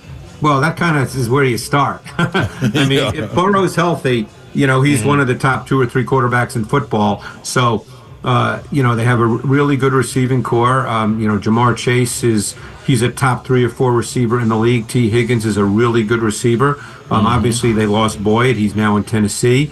They drafted Jermaine Burton out of Alabama in the 3rd round. Really gifted receiver. It'll be interesting to see if he gets an opportunity to play in the slot. Their O-line is still not great, but Burrow is one of those quarterbacks that knows how to camouflage and compensate for a lesser O-line.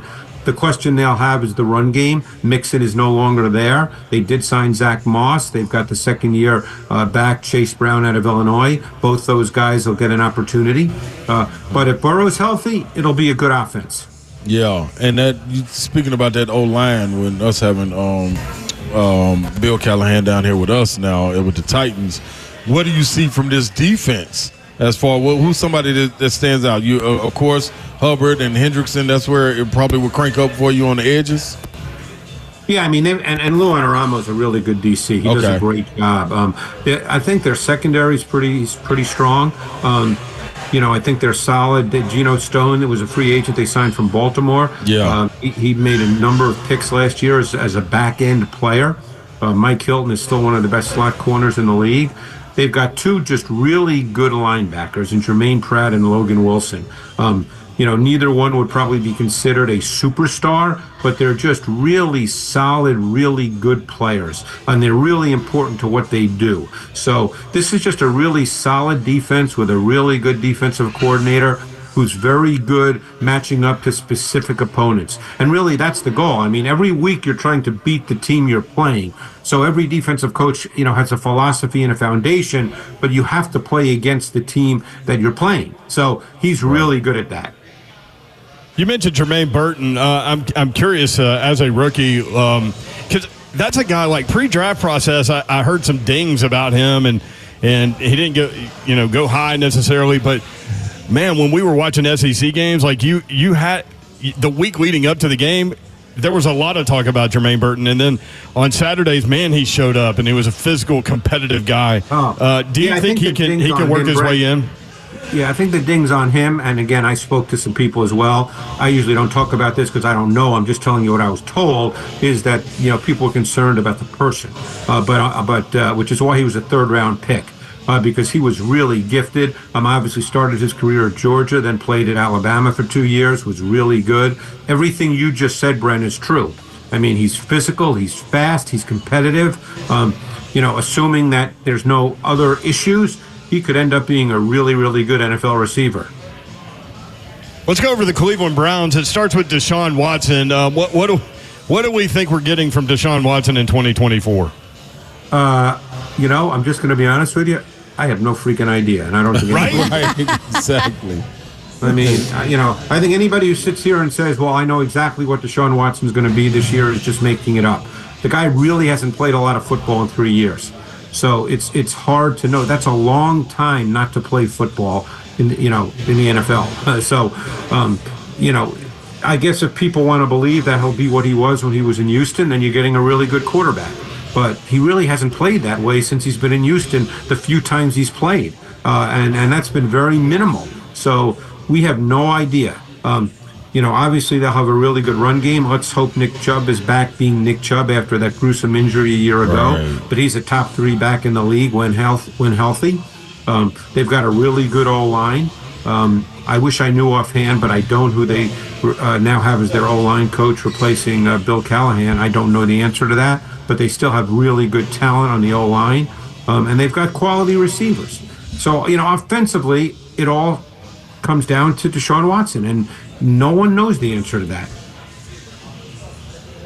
Yeah, you absolutely. Greg, never fear, though, Jameis Winston's here if they need him. It's funny you say that, and I know you're saying it a little sarcastically. No, not me. Yeah. Jameis Winston was always a guy that fascinated me. I mean, he was an easy guy to kind of rip because he had that year where I think he threw 33 touchdowns and 30 interceptions. 30 picks, yeah. Yeah, and he's always thrown a few too many picks, and some are just total head scratchers. But he's also made some big-time throws in this league. And, that year that he tore his ACL, which I guess was about 3 years ago now, when he was the starting quarterback in New Orleans and got off actually to a really good start that year. It was week 7 or week 8 when he tore his ACL, and he really hasn't had an opportunity since, so you don't know exactly what he is. But I always thought Jameis Winston, if he could just settle down a little bit, he's a talented guy. And I remember at a Super Bowl at an event, I had a chance to talk to him years ago. The guy's all football. He's really smart. I mean, he's one of those guys, I don't know, I'm pulling for, but who knows? Yeah. He seems to kind of be getting into his own skin a little bit now, too. But defensively, how much fun do you have watching Myles Garrett film? He's pretty good. They move him around. I mean, Jim Schwartz has been doing this a long time. They've got a really good defense. And Schwartz does a really nice job with what he does. Just enough disguise and late movement, although that's not what he does a ton, but he does just enough.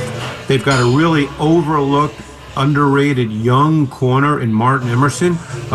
And they'll get Denzel Ward back this year. He was hurt a lot last year. But Emerson, who's an SEC guy, you guys probably remember him playing. I think it was Mississippi State. He's big. He's physical. He's just a really, really good corner. And Grant Delpit, the strong safety from LSU, another really, really good player in the concept schematics of what Jim Schwartz does. LSU, man, wide receivers and DBs. And I guess every other position, now that I think about it. Yeah, they get a few 5 stars down there. Yeah, they really churn them out down there. Last but not least, the Pittsburgh Steelers acquired a couple of quarterbacks. Russell Wilson, I guess, will get the nod, is what they're saying. What do you think about what the Steelers were able to do in the offseason? Yeah, that's going to be fascinating, Brent, because, it's pretty evident that they want to run the ball. I mean, Mike Tomlin wants to be physical on both sides of the ball. They want to run the ball, which is why they drafted 2 offensive linemen with their first and second pick. Both will likely start. Troy Fatanu from Washington in the first round, Zach Frazier from West Virginia in the second round. They want to be physical and they want to run the ball. And it's interesting they even drafted Roman Wilson out of Michigan in the third round. He's a receiver, but obviously coming from Michigan, he's required to block and be physical, which he is. So this is a team that wants to be physical and run the ball. So I certainly don't know what they're going to do, and what people say in April, May, June doesn't really mean anything, what they say publicly. And I know Justin Fields has clear concerns in certain areas of playing quarterback, and maybe they're so strong that people don't want to start him. But you would think that given how they, I think, want to play on offense, that he might fit that better because he gives you a run element. He changes the way defenses have to play, and that's not the case with Russell Wilson. Where was the disconnect with Russell Wilson and Sean Payton last year? Yeah, I mean, I'm going to give you the Cliff Notes version, because I could talk about this for an hour, but the Cliff Notes version is that Peyton is all about timing and rhythm, and Wilson has never been a true timing and rhythm quarterback. Okay. So he doesn't want off-schedule throws and... Well, we don't want to say he doesn't want them, but that's not the way he wants his quarterback to play. Don't forget, off-schedule throws, even though they can be special plays, they probably happen 5 to 10%. So, 90% of your offense is playing within the structure of the offense. Which is funny because he had that comment during the offseason where he thought they were going to draft Patrick Mahomes, and then the Chiefs came up right in front of him. The and Saints wanted Mahomes big time, and the Chiefs traded up 1 pick before the Saints. But Mahomes is just a special talent. I mean, I always say to people that, when they start these comparisons, that you just can't compare people to Mahomes. He's just a different cat, and you can't start making those comparisons. It's just like when people started comparing quarterbacks to Joe Montana. You can't. When guys are so special like that, you really can't make those comparisons. What about Justin Fields? What did you see from him? Like, it almost looked like the same thing the last couple of years where he struggled early and then maybe they let him go a little bit. I don't know. He's the most athletic quarterback in the game as far as running with the football, more so than Lamar at this point. It's just that the thing about Fields is he just doesn't see it as well as you want a quarterback to see it. You can help him in certain situations, but there's obviously situations you can't help him when he's got to see it the right way and deliver the ball on time in rhythm. And he just struggles with that. Doesn't mean he can't do it, but he struggles with it. And, it's possible, given that he's now played a lot of snaps, that he may always be like that. Calling call for the Steelers this year, defense? Yeah, I mean, obviously they signed Patrick Queen to play linebacker. Linebacker has been a problem for them the last number of years. They drafted Peyton Wilson from NC State, just an unbelievable kid. I've gotten a chance to talk to him. And we'll see if he gets a chance to start, early in his career. Obviously, they've got some really good players. They've got, T.J. Watt. That guy's pretty good. They have Highsmith, who's really solid opposite Watt. The secondary's been a little rearranged, but Joey Porter Jr., Yeah. He came on last year, and he is a big physical press man corner. I mean, this guy's going to be a really good player. Yeah. I mean, just fits that Pittsburgh vibe, right? Got guys on all three levels. Minka Fitzpatrick back there, too. He's really tough. I mean, in the games he played toward the end of last year when he was starting and playing most of the snaps, and he would get, he's a press man. That's what he was coming out of Penn State, and that's what he was in the NFL. Greg Cosell with us from NFL Films, 3HL 104.5 The Zone. Greg, you mentioned TJ Watt, and that made me think of this whole J.C. Latham thing, going from right to left, and it feels like, and I think we've talked about this, that we're moving further and further away from like that blind side being the most important thing, and that the right tackle is there's a huge drop off between the importance, and it made me think when you mentioned TJ Watt coming off that left edge at the right tackle. Like, are we going that way as a game where there are just more and more pass rushers on both sides of the ball, and the importance of having the best guy at the left, though it may still be there, might not be as important as it used to be? Brent, I'm glad you mentioned that, because I started talking about that about 5 or 6 years ago, that I didn't think there was a real delineation anymore. The only thing is it's the blind side. Now, you can say that's very important, and I'm sure some coaches do, but in terms of the quality of people that are rushing the quarterback, it's irrelevant now, because so many good pass rushers come from the left side of the defense, the right side of the offense, and I'm glad you mentioned Watt. I mean, obviously, Watt's a top 3 pass rusher in this league, without question. So, there's no such thing to me anymore as, well, he's got left tackle feet or he's got right tackle feet. Because in the old days, when people would say right tackle feet, they meant that his feet were not as good. And I tell you what, if your right tackle doesn't have good feet and can't pass protect, you're going to be exposed in this league. Yeah, still trying to figure out what that's going to look like for the Titans as they roll through minicamps this week and go on toward training camp. Who's been? I mean, I guess you guys don't necessarily know who's been lining up at right tackle. There's been a rotation. Sadiq. He's at guard. He's at right guard. Yeah. But yeah, they've been rotating players at right guard and right tackle. We're not and MPF's necessarily not out there. Yeah, we're not necessarily at liberty to say who gets what reps. Jalen Duncan. Honestly, he's not out there. None of them guys out there right now. Yeah, I mean, they're gonna, they'll have to figure that out, and training camp will be the ultimate determinator of that. But the bottom line point is look, the bottom line point in the NFL right now is you need both tackles to be able to pass protect one-on-one on third down, because if they can't, then you've got to keep people in and you limit your pass game, and you do not want to have to do that. There he is. He's Greg Cosell breaking it down. We'll do AFC West next week, Greg. Plenty of warning for you. All right, sounds good, guys. Appreciate it. This is how good Greg is. We could do the AFC West right now without even having to. Yeah, we don't even have to tell him. Give him a follow at Greg Cosell, executive producer and analyst, NFL matchup producer at NFL Films for almost 45 years. That is your AFC North breakdown. Again, we'll do the AFC West next week. When we come back, may or may not be funny. There's a clip that I find on the internet, or Jeff finds. It's all on me on this one, that I think is funny, and we'll see if Babs and Slay does. We'll see if you do. That's next, 3HL 104.5 The Zone.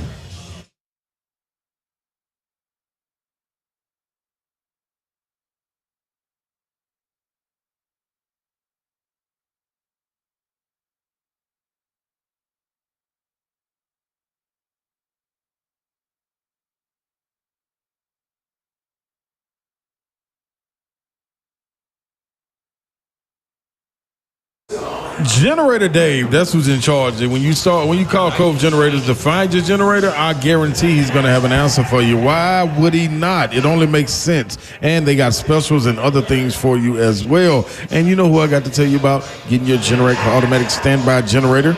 Well, that's Babsy. Tell them about it, Babsy. Yeah, and all you have to do is tell them that Slay and Babsy sent you to them. When you buy a Generac automatic standby generator, you get $500 off.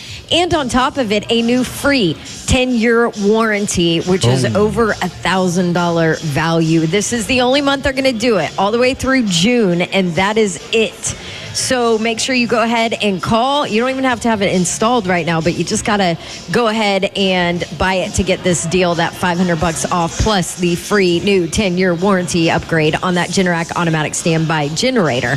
Cove Cove Generators is who you need to call, 931-559-3311. Super easy to check them out online. Tell Generator Dave we sent you. CoveGenerators.com. That way you stay connected through it all.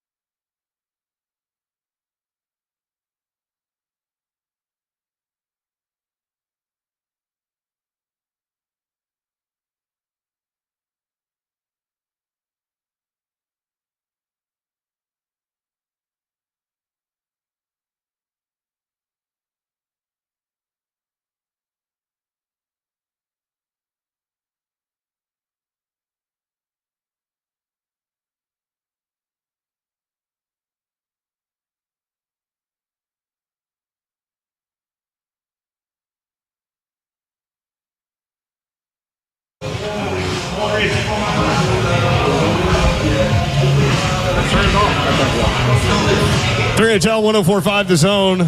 Brett Doherty, Don Davenport, Ron Slade with you.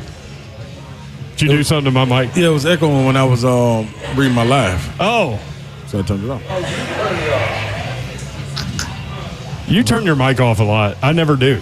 Because it picks up, man. You never know when we off or on. You know what I just picked up? What? We're not qualified mentally to be anywhere near Zeph. I wasn't even trying.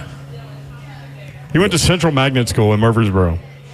He was one of 55 valedictorians, and he explained why there were 55. Why are there 55?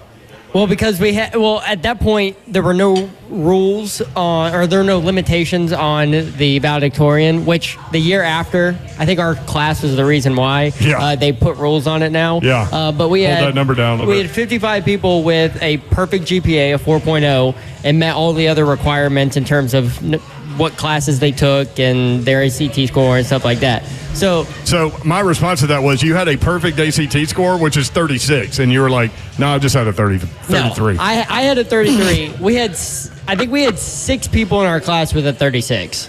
Did y'all even skip for lunch? Did y'all skip lunch, skip PE? You didn't skip no classes, did you, Zeph? Do anything questionable at all? I don't think our school did a senior skip day. I can't remember. No, he's not talking about that. I'm talking about I know, but like I'm saying, like I did that on my freshman. I'm saying I don't even think we had like the senior skip day. I don't even think we did it. It's Tuesday. I can't remember. Freshman skip day. Ooh, were you exempt from all your exams?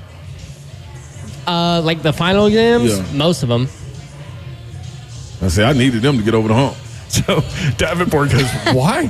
Why do you work here? Need some things to average out, man. Bless your heart. You got a birthday coming up next week? Next Thursday. How old will you be, Zeph? I will be 23 years old. Yeah, Zeph. The Michael Jordan birthday. That's it, man. Hey, baby Babs is on Tuesday. So is. June birthdays are the best. Yep. There you Slay go. knows. You better believe it. Shout out to Cheryl Ford, man. Her birthday today, too, man. Happy birthday, Cheryl. Do you have a June birthday? June 29th. Cancel, baby. Remember he went to Vegas, didn't have a return trip. Never came back. All right. Took him a while to come for back. 40. Thinking about going to Vegas Sunday. We still don't know everything that happened on that trip. I don't either. You don't feel left out. Tennessee baseball coach Tony Vitello coming up at 5 o'clock. We'll talk about the Super Regional coming up this weekend. Actually, it starts tomorrow at 2 o'clock Man, I Central can't Time. wait. I cannot wait. It'll be going on during our show. Let me see if I can buy a jersey. You already have 2 I got 4. baseball jerseys. Yeah. There's one that I don't he think you wants need that he another doesn't one. I don't have a white one or a black one. I got a cream, orange, pinstripe. I only got 3. I need that throwback too. I'm gonna tell Tony Vitello. Do you know what you're doing to the marketing and the branding and the jerseys and all that, the merchandise? That's the word I was looking for. You know what I'm doing for the merch? You know what you're doing to the merchandise? I gotta have all of it, man.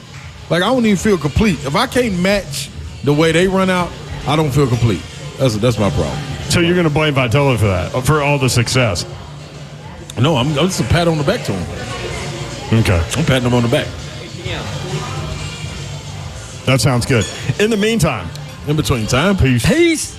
May or may not be funny. This is a segment that we just kind of, fell into. Where I'm rolling through Instagram or Twitter or something and find a soundbite that I think is funny. And then I try to see if Slay and Dawn both think it's funny as well. So Zeph, I sent this to Zeph, I think late last night, and he watched it first thing in the morning, and he signed off on it, said he was laughing out loud in bed. And you may have seen this one because it's an old one too, like yesterday's, but it still was funny, I think. And Hunk, you ready for this? Ready for this? All right. Here's how I'm going to intro this. It was going down at a Wichita Home Depot. Scary moments for customers at a Kansas Home Depot. Police responded to reports of a bomb threat at the store in Wichita. A customer alerted employees. A man inside the bathroom said there was a bomb in the building. Police were able to locate the man responsible for those comments, and that man told police he warned other guests to leave the restroom because he was, quote, fixing to blow it up, but had no intention of causing a panic. Man also told police others in the room laughed understanding his joke, which I'm just now getting. Home Depot says they will not be pressing charges. But I can tell you right now, you asked the producer for me to read that, didn't you? To Ethan now, please. No.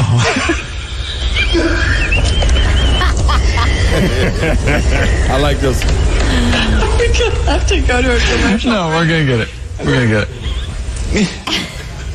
I mean, I saw that a long time ago, but revisited. I still laugh. That's good. saw that one a while ago. Yes. That's no, good. I but never that's saw it. that. That one's legit. Yeah. Yeah, I like that. You 4 for 4, man.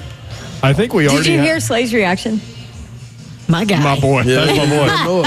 Hey, sometimes you got to shake it down. So that's why you gotta evolve in your lingo, in your shakedown lingo. That's But I just think it's shake it funny down. that, like, he wasn't just into himself at the Home Depot, like, hey, I got to go take care of my business, like self. He wants to announce it to everyone. Hey, man, it's about to get funky in here. That's what you listen. You're supposed to announce it? Man, listen, man. I tell Lil Ron every time, anybody I know, if we're in the car and we're riding, this is me and all my homeboys do too. If you're in the car and you riding and you're going on the trip and you got to, what do you say, break wind, pass gas? Fart. No, you're not allowed to say that on air. Oh, we both said it. Why not? That's wrong. That's one of those bad. That's one of those No. not allowed to say words. No.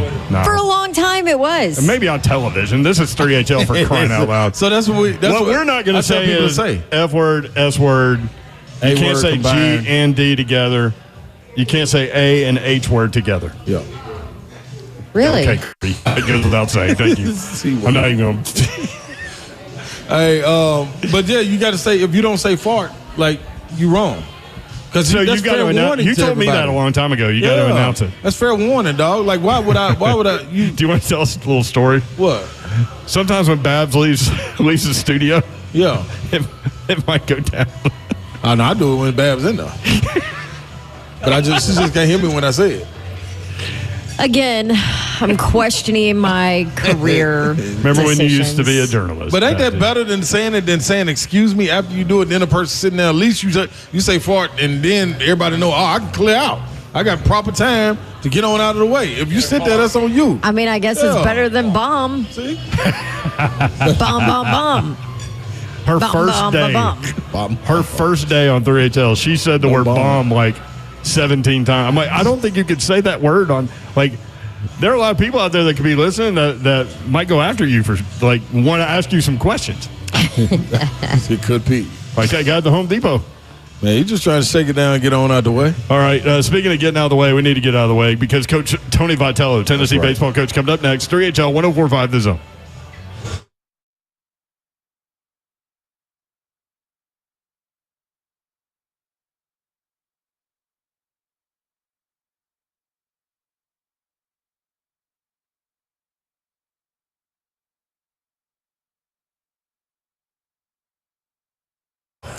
I'll tell you what I want to talk about, outdoor lighting perspectives of Nashville. Maybe you've been thinking about adding landscape lighting or lighting around your driveway for safety or outdoor lighting in maybe your backyard or your front area so that you can enjoy it later at night once it gets dark. That's exactly what we did, and I called Outdoor Lighting Perspectives of Nashville. Bob Lyons, he's the best. He came out. His team is the best.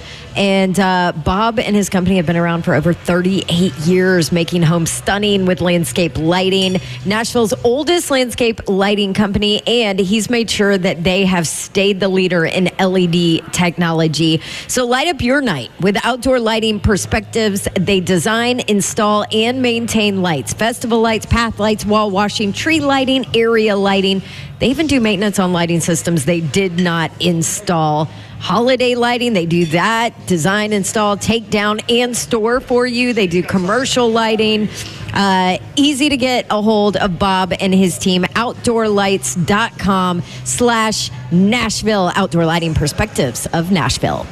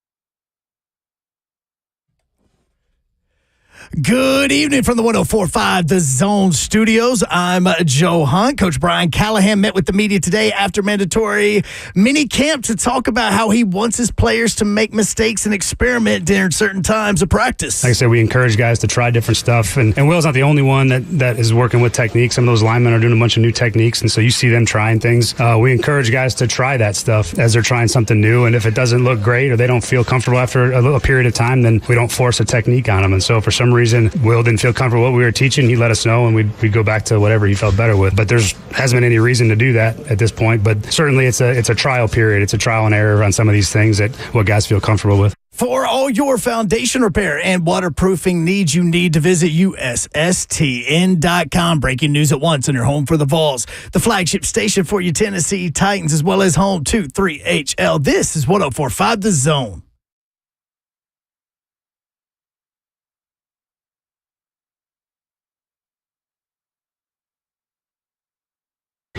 Go.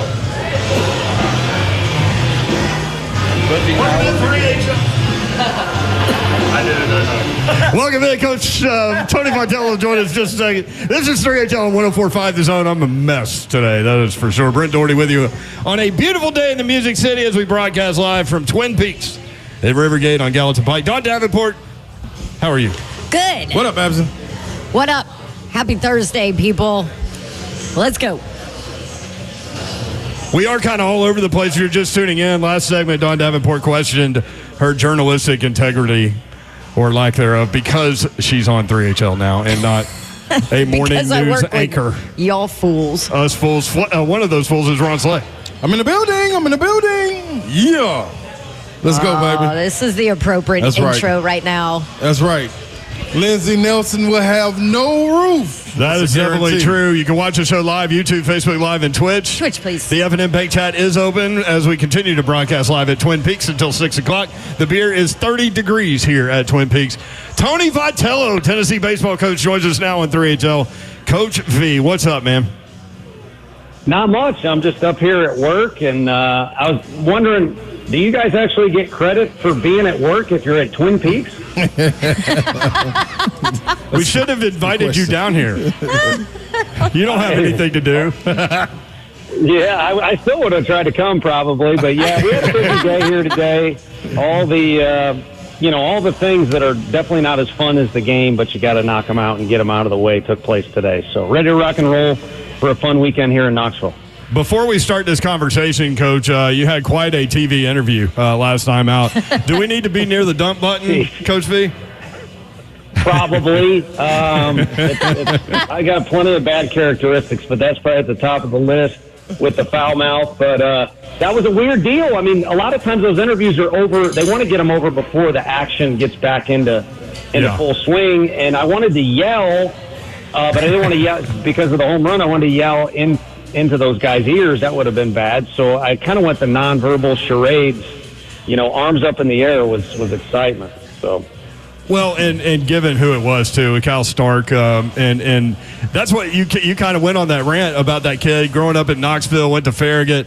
Man, I just love watching the way that he handles the pitchers and the umpires, and just a really good kid, seems like. Yeah, he is, and he's self-made. I mean, yeah, you got to have some sort of skill asset to get to the level that these kids are at in the super regionals, but he truly is self-made. Never a big blue chip recruit. Goes to junior college, gets better, comes here, good enough to play, but offensively some struggles. Just this great story of this isn't good enough. Okay, fine, I'm going to get to work. Okay, now this isn't good enough. Okay, fine, I'm going to get to work. And he's just a fun one to be around and a great leader because he approaches it that way. Tennessee hosting Evansville in the Super Regional Friday at 2 o'clock Central, Saturday at 10 a.m. Kegs and eggs for fans, 10 a.m. Central, Sunday if necessary. What's up with that 10 a.m. time, Coach? Well, it's 11 Eastern, and it's like a football Saturday here. I've been doing an early SEC game here and had a ton of fun. But also, they want the fans to see all of these games, and there's so much star power left, and there's only so many slots available. So the last time we were ever able to actually win a super regional at our place, they were early home games against LSU. So We'll roll with it. And I think some people get caught up in, maybe the 1 versus 4 seed, and maybe that can affect TV. But this is a team that if you haven't watched them, then you can't appreciate. They play with a lot of flair. They've got an exciting style, older kids, and they're obviously good. Otherwise, they would not have been able to go over to that regional with those teams that were there and come out the survivors. So regardless when we play, it's going to be a tough challenge, and I think our fans will show out whether you're playing at midnight or you're playing at 8 a.m. Well, could you imagine that place? If you played a game at midnight, could you imagine that place? Boy, there would not be a bigger party ever.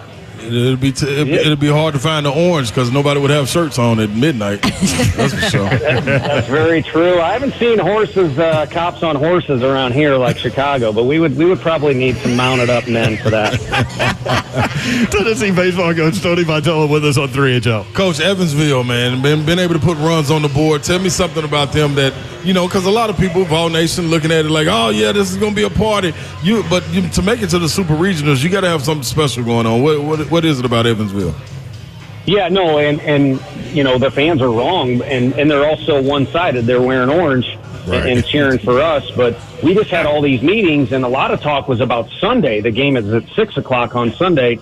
And like SEC series, when you got two good teams, a lot of times it comes down to Sunday or Game 3, and I wouldn't be at least bit surprised, and I hope we're at least in a good position where we win one of the first 2 games. But they are a team that is older. Their offense has a lot of experience, a lot of confidence, and from top to bottom, they're pretty well balanced. They got a kid from St. Louis, my hometown, that's always been a good player, but now he's much older. He's one of the best players in the country. And then they'll start off Friday night throwing their lefty, who's only a freshman, but he's one of the best left-handed pitchers in the country. So we'll have our work cut out for us, from inning 1 on. Well, so what is the challenge in that, playing against a more veteran team? Because that's what happened with Notre Dame, right? Like that was an exceptionally old team. That doesn't sound great, but you know what I mean. Yeah, no, that was a pretty crazy roster, and we still have some of these COVID lingering effects. I mean, we had an Indiana pitcher that was in his 6th year at Indiana, win a game on our field against Southern Miss, and then propose to his girlfriend on our field, which you don't see that with college kids. But this dude's like 24. It's probably time to get married, or he's going to lose this gal, But no, what it means is we can't change anything that they're doing. But what it means is when you got that experienced lineup, they're not going to come in here and be intimidated, at least I don't think, by our fan base. They experienced similar in East Carolina. I'm all for seeing if our fans can make it rowdier than it was at East Carolina. But they're also going to know how to navigate through certain situations, maybe more than a superstar freshman even would. So we can't control what they're going to do, but we do know with the scouting report and the homework and going into the series that it's a formidable opponent. And they got talent, but a lot of it is attributed to that experience and that age they have in the lineup. So you talk about with them navigating things and knowing how to navigate them. This team that you have this year, how different is it from last year, and what have you seen from a mental makeup of this group of guys this year? Yeah, I mean, mental makeup, they're more mature than I am, I can tell you that. And they know how to navigate through things as well, because we equally have a lot of experience and a lot of physicality with our position players. But then when you start looking to the depth we have positionally and the way we've kind of used our pitchers this year is weird, we ultimately get to the biggest umbrella that I would put this team under is the chemistry. The team chemistry and camaraderie and unselfishness is very, very unique in general, but even more unique in this day and age of college sports. And we've just been blessed to have that. So we got good talent on paper, but, we weren't preseason number 1 or anything like that. And I think a lot of this success or just fun we've had here is because of the camaraderie and unselfishness and the way these guys kind of vibe together. And last year was a process. It took us a while to get to a point where we could brag on those type of things with our group. This year, you saw it in August, and it's only picked up steam all the way into this month. Tony Vitello, Tennessee baseball coach, with us on 3HL. And again, Super Regional coming up. These are the Central Times, Friday at 2, Saturday at 10 a.m. Coach, you got plenty of guys, like you just mentioned, man, that you can point to in the lineup that always deliver, also on the mound as well. But give me that diamond in the rough, that one guy that when you went and recruited, it's something similar to a Zakai Ziegler or a Hendon Hooker. You know, those guys that came in, kept their feet to the fire, grinded it out, and all of a sudden you look and be like, man, where'd this guy come from? And he's been working. He's been working to this. Who's that guy for you guys? Yeah, you know, that's interesting because we've been blessed. This is our first group where and next year's group will really reflect where we have a big stadium to recruit to, a little bit of a winning reputation and things like that. But we started out from what we consider to be humble roots, and we're kind of only able in the state of Tennessee to get diehard Vol fans. Yeah. And even some of those guys said, man, I'm a Vol fan, but I kind of want to win. Well, Hunter Ensley, our center fielder, is a kid who was all Vol, and he committed to the old coaching staff, kind of went back to neutral, and then almost kind of recommitted to our coaching staff because we saw him play and we liked him. Then he had to redshirt. Then he had to play behind a lot of really good players on that 2022 team. Yeah. And so he's kind of been through the ringer. He's been through injuries, but he is a blue-collar kid that's a fighter on the field, literally. And he kind of represents the way we want our guys to play the game. And it's perfect that he's in the middle of the order for us, and he's playing center field in the middle of the field, and he's an older guy that's a true team leader of this group. And, again, he wasn't one of those guys like Cal that was hyped up or on Team USA in high school or anything like that. But I'll tell you what, there ain't a lot of guys I'd trade for that dude right there. Love to hear that, man. You always got one moment throughout a season that kind of identifies or shows the true character of your team. What was that moment for you guys this year before getting into these playoffs? This is a bad answer. It really is. But when we were in Alabama, we lost a tough game on Sunday. And our guys kind of, you could feel it, you could hear it. They could not have been angrier, but the things you could hear and feel is like, we got to get to work. And we know we can be better. We got to make some adjustments.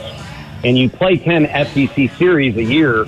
We lost our first one, and right away, if you've ever been in our league, you can get kind of nervous right out of the chute. Like, we lost the first one. How many of these are we going to lose? They don't get any easier. And we won every series after that. And a lot of it, I think, was just the mentality of how are we going to bounce back from this deal. And it was similar, talking to you all over that way. We lose to Vanderbilt in just a bad fashion at Hoover. They beat us up pretty good. And we even had guys arguing in the dugout and things like that. And post-game, those guys all kind of came together and decided, hey, let's get back to work and try and go on a little run in this tournament here. And we were able to win that tournament in Hoover. So I think out of the darkness comes light, if I could be corny for a second, just to kind of summarize a few moments we've had with this group. There was one in the fall, too. Over in Nashville, we lose to Samford over there in Nashville in Game 2. And similar kind of blow up by a certain Italian coach in the locker room. And the team has responded well. This team, long-winded answer, this team has responded well when some things have gone poorly. Tony Vitello with us on 3HL. Coach, I'm curious how you've changed as a coach, as you've kind of established this program. Where do you feel like you have become different? Not much. It's kind of funny you ask. I was in my house or condo the other day, and a chair had moved, and I thought either I had a ghost or somebody broke in the house because I'm not. Those are two bad options, Coach. I know, and I still think it had to be one of the two because I kind of do the same stuff every day, and we're still approaching things differently. I just think. The one way I could summarize things, because a lot of people try and force on us that they think we've changed a bunch or we're doing things differently. Just the only thing I can summarize about everybody in the program is when we first got here, everybody was better athletes than us. They were bigger than us. We were getting bullied on our own home field, and our guys weren't sure we belonged in the SEC. We wanted to make sure that it wasn't, hey, we hired you, 3 years later, you're gone. We wanted to make a name for ourselves, and you can't do that quietly. And it probably got too loud over here, but we did whatever we had to do to become relative in this league and competitive and hopefully get some people's respect and just make a brand name for ourselves. Well, now, I'm not saying we figured anything out or have won anything. We certainly haven't won a national championship, But now it's kind of, okay, we know our little recipe. Yeah. Let's see each year how good we can make it with the group we have. So that's kind of been, it's a different timing and a little bit different approach because of that. Yeah, I was going to ask that, and maybe the answer to this question is a little different, but for those that don't know, you guys make that run to the College World Series a couple of years ago. What did you learn about yourself during that process as you rolled toward that again? I think you've got to try and slow things down to where you can almost see into the future. What are the things that are going to pop up that are not going to play well in your favor? And it's almost like, I don't have kids, and that's got to be the toughest job in the world, to be a parent, but you want to shield and protect them from certain things. And if you can look ahead and see an obstacle or something negative that's going to come up, then you want to beat it to the punch or prepare your guys for it. And so I think I've just tried to be more proactive about, I can maybe see this happening, so rather than keep my mouth shut, I want to tell you guys about it. And if it does, here's how you prepare for it. And if it doesn't, then no big deal.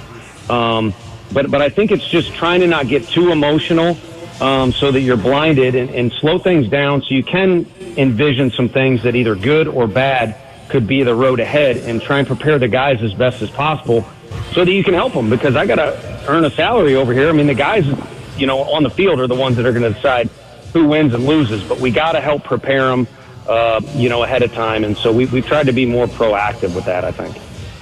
Coach, I'm loving this right here, and I'm gonna take my interviewing hat off for a minute and let you know that you remain calm, you remain stoic, you stay focused, you keep them fellas locked in on what the prize is, and I'm gonna be the one that's going to be losing my mind. So anytime you need to look around and say, man, I wonder how everybody's feeling, you just go to the Ron Slate page and you say, yep, sure is. I'm trying to buy every jersey, Coach. I'm locked and loaded, man. That's true. Keep it rolling, baby. You continue to coach, let me be the fool. He has 4, Coach, and he's buying more. I'm all for that little agreement right there, and we've got fans here now that now know the game pretty well, and I definitely know when we did something wrong or when they're frustrated, and no one cheers louder when we do something well. So to me, they've actually helped me become less of a cheerleader and less of a maniac over here, and just try and help these guys be in a good position, or at the very least, maybe just stay out of their way. Yeah, I mean, I guess we can't have a conversation with you and not ask about SEMO, Christian Moore. Dog. I mean, to go triple crown in the SEC and not win the SEC Player of the Year is a travesty. And I know you won't say that probably, but I will, and we all will. But what a season for that kid, man. Yeah, it really is. And I got to if someone sends me a Twitter thing, I'll maybe look at the picture, but I really don't click on it. I get a little too intense about stuff, so I'd rather just keep my focus on the things that I choose. But there's something else that maybe he wasn't included in now, despite his accolades. He didn't make the all-tournament team down there, but we won the tournament. To me, it's like good. If anything, it just reemphasizes when he came in, he was unfairly labeled as a guy who was worried about himself, and he would probably sign a contract and never even make it here out of high school. But he came here, and he wanted to listen to the 2022 group and learn, and he wants to win. And I don't know who's better. I mean, Jack Caglione is a freak down there at Florida. There's all these other good players. I don't know who the best player or best prospect is. But I know who's been the most valuable when the fire is the hottest on the field or the money's on the line, however you want to phrase it. And it's honestly been that guy. And so he's kind of our David Ortiz, if you will, or a better example to me is Trey Lipscomb, our third baseman, who was our best player in 22 and most valuable in those key moments as well, was Trey. He didn't win any of those awards, but he got a nice little payday in the draft, and I'll be dang if Trey Lipscomb wasn't one of the first position players to make it to the big leagues out of that draft class, too. So Christian Moore is going to be just fine. No one needs to worry about him, and maybe it'll emphasize the fact that he's going for team awards, not individual awards. No doubt, man. Love that answer. Just real quick, totally off topic, but, you kind of mentioned your intensity. You maybe look at pictures on Twitter because you might get worked up. What do you do to step away? What do you do to clear your mind when you need to? Maybe that's for fun or what? But how does Coach Vitello kind of chill?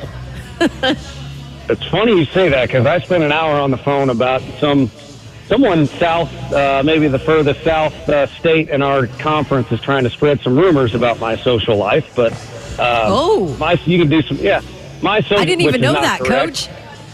Yeah, we can say it off air. It's pretty funny. But my social life is it's tough because the recruiting thing is a full-time job, and then I don't get to see my family even when they're here to cheer on our games. So, it's tough to squeeze everything in. But when I can get some free time, I love all sports. So I love going to sporting events. And then I'm a big music guy too. They asked me to pin down who's a favorite artist. I was like, I'm not doing that. I'll just tell you who our guys listen to the most when I'm at the field. But I like to take in some music, or again, a sporting event. And then my real favorite thing to do is travel the world. But you can really kind of only do that when the boys go home for Thanksgiving. And then when New Year's Eve rolls around, you got to get back in the country where you have to behave like I have to behave like a normal human being. Love it, Coach. Congratulations on that. All right, man. Hey, good luck this weekend, brother, and we'll be watching, obviously, and we certainly appreciate the time, bro. Yeah, thank you, and thank you in advance all the Vol fans that'll come out and be maniacs, make it nasty in here. But college baseball will be wild this weekend, including here. It'll be a bunch of grudge matches, so hopefully everybody can tune in and enjoy it. Yep, man, we'll squash all rumors. That's what we do here on 3HL. That's right. Good luck, Coach. Go get them, baby. Sounds good. All right, Thanks, Tony Coach. Vitello, Tennessee baseball coach, Friday at 2 o'clock. Man, we want to go stand on I-40, man, and just wait. Wait on the bus to ride by, wherever they're coming from. What's the southern, what do you say southernmost in our That'll be Florida. That'd be Florida. That'll be Florida. Somebody saying something. We're going to find out. Always hating Florida. Always hating, man. That's why we don't like them. Why they always got to gossip? That's why we don't like them. That's why we don't like them. You got to knock down who's on top, right? Spank them up. Big Savagery, Ramon Foster next. 3HL 104.5 The Zone.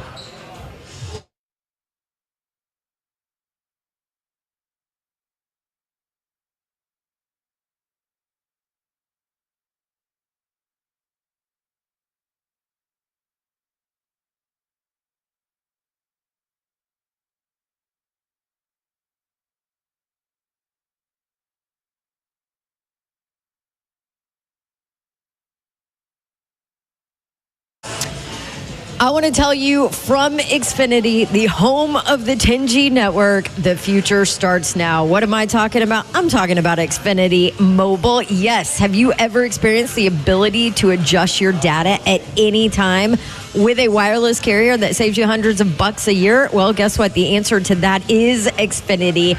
Discover the nation's best kept secret and switch to Xfinity Mobile now with the best price for 2 lines of unlimited. You can join the millions who save hundreds a year. It's one of the fastest growing mobile services with 5G, millions of Wi-Fi hotspots, $30 a line per month with unlimited data when you get 2 lines. Go ahead and switch right now to Xfinity Mobile with mobile plans starting at just $15 a month. Xfinity Mobile, that's the way to go. To get started, all you have to do, call 1-800-XFINITY, visit Xfinity.com, or just drop into an Xfinity store today for more details on Xfinity Mobile. Might have a stressful day where you need to kind of kick back like me after I work with Babsy over here, and I need to sit on my porch and sip on something. I found something for you. I found something for me. Bunratty Irish Whiskey, just launched in Tennessee.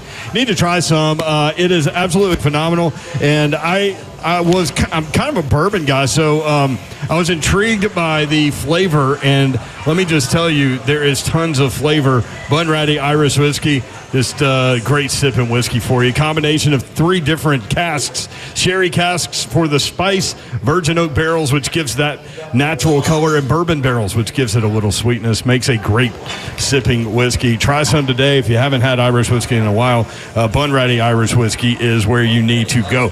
Bunratty Whiskey has sampling events coming up in our area so you can taste for yourself. At the events, they'll have a Father's Day card with an easy recipe for a Bunratty Whiskey Old Fashioned, and you also get a gift bag. Father's Day shopping couldn't be easier. Search Bunratty Irish Whiskey on Facebook. That's Bunratty, R-A-T-T-Y, Irish Whiskey on Facebook. Welcome home to Bunratty Irish Whiskey. 43% ABV, imported by Camelot Importing, Berkeley Heights, New Jersey. Please drink responsibly.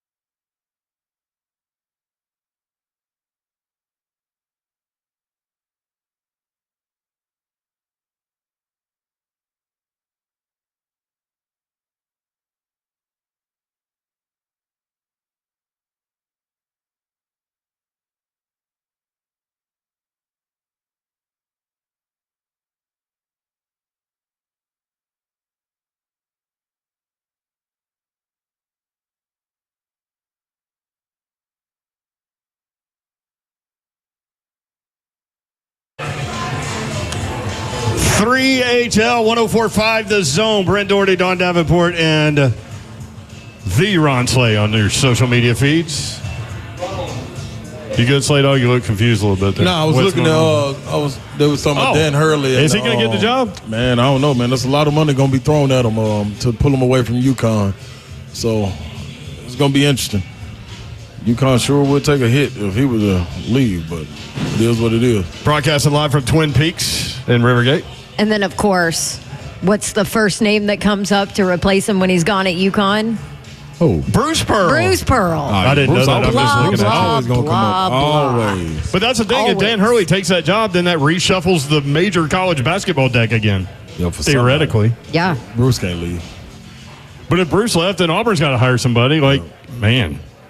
Yeah, what was it? Was SMU the one that set off all the other stuff? Yeah. Was it SMU? Yeah. Yep. Yeah. They got rid of Lanier. Yep. That's right. Good that dude. Was silly. Ramon Foster joins us now. You can hear him every weekday morning, 6 to 10. Ramon Kayla Will, weekday mornings on 104.5 The Zone. Ramon, what's up? How are you? Not much, man. Great interview with Tony V, by the way. That was phenomenal, man. Good job on that. It's literally impossible to not have a great conversation with him. True. Well, if he happens to go to one of whatever that SEC school is talking trash about him, then that might, that may actually bring a bad conversation around. How about that? He just goes there. Like there's I didn't know. The southernmost state talking about his social life. Talking about his social life. Which I've heard he has no social life.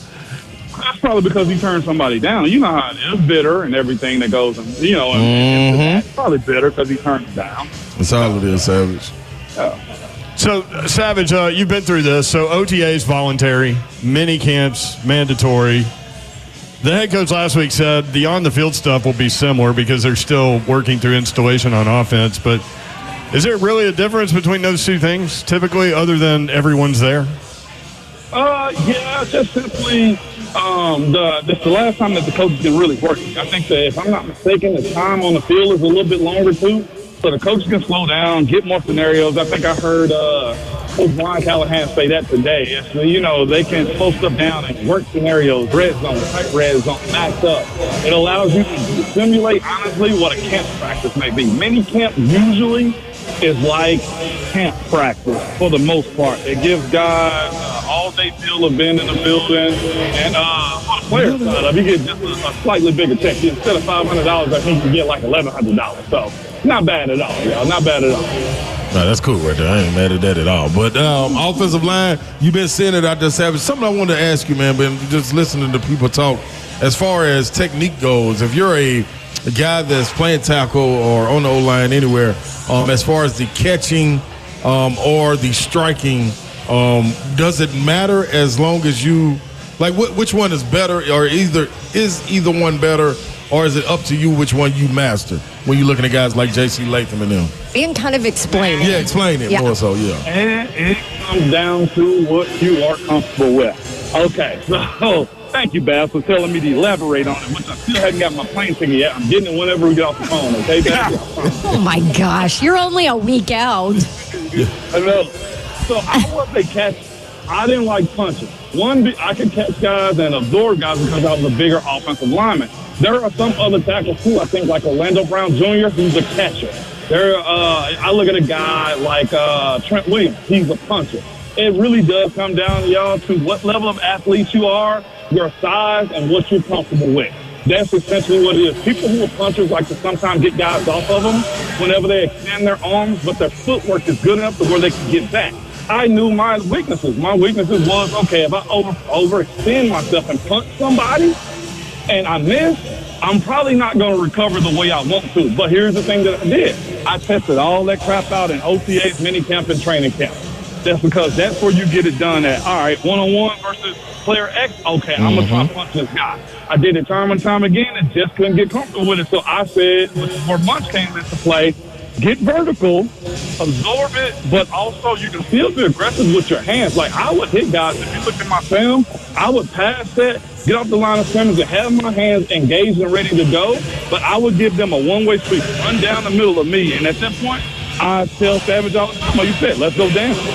That's what it was to me. And whenever I got my hands on you, there was nowhere you was going to go. So much so that's the reason my right ring finger is extended, because I was holding on to a guy for too long and he was pulling away. And I was just trying to show him how strong I was and that, hey, look, you can run through me all day if you think you can. But whenever I get my hands on you, there's nothing you can do. So guys who are punchers, like I would say Aaron Brewer was a puncher because he didn't have the mass to actually hold somebody back, or let somebody run into him. Those are the things that you're talking about. How comfortable of an athlete are you to punch somebody, or how big of a guy or small of a guy as it is as the chance you've been an absorber, Yeah. I like that, Savage. Big Savage, Ramon Foster with us on 3HL, at Ramon Foster on Twitter. Ramon Kayla Will, weekday mornings from 6 to 10 on 104.5 The Zone. Coach Callahan said something interesting. He caught my ear today, talking about 7-on-7 work and how he doesn't want the quarterbacks to just dump it off with regard to 7-on-7 in minicamp. He wants them to try to fit throws in that they might normally not do that. You down with that idea?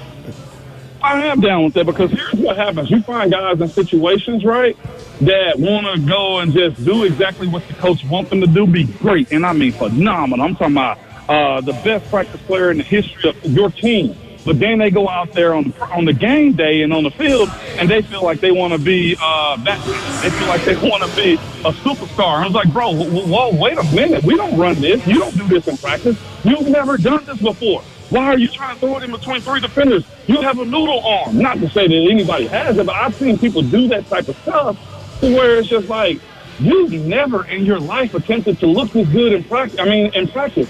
Why are you doing it in the game? So I agree with him. Get all of that out. Get to a level to where if you're going to be a gunslinger, I need to see you spread it between three different dudes in practice and make it look good and be good at it too.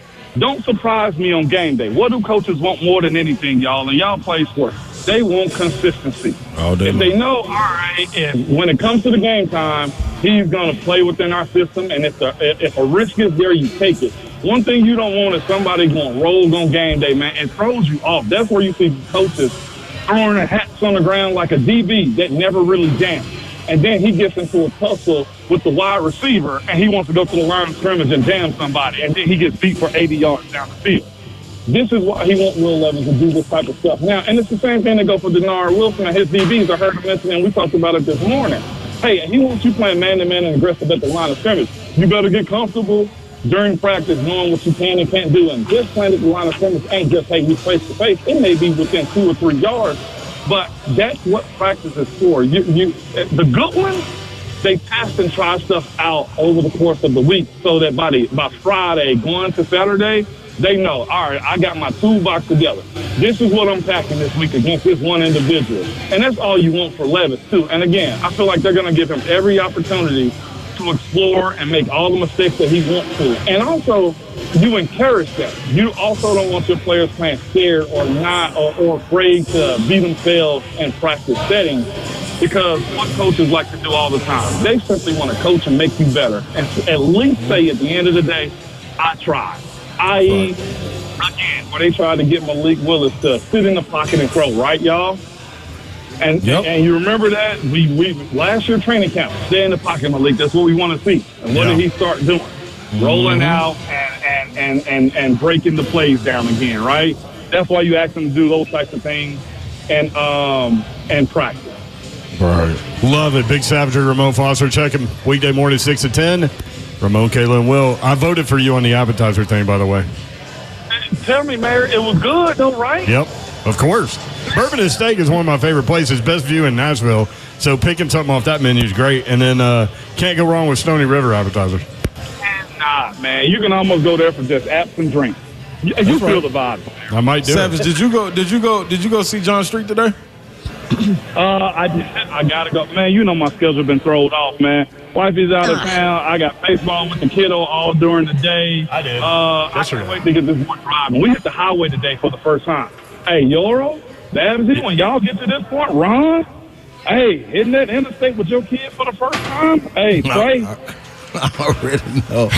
Did you just say pray and leave it at that? I'm going to tell y'all the story after. I went yesterday. I'm good. All right, Savage. I actually saw Mr. Street, Mark Street. Hey. All right, y'all. Good stuff, brother. Appreciate you. All right.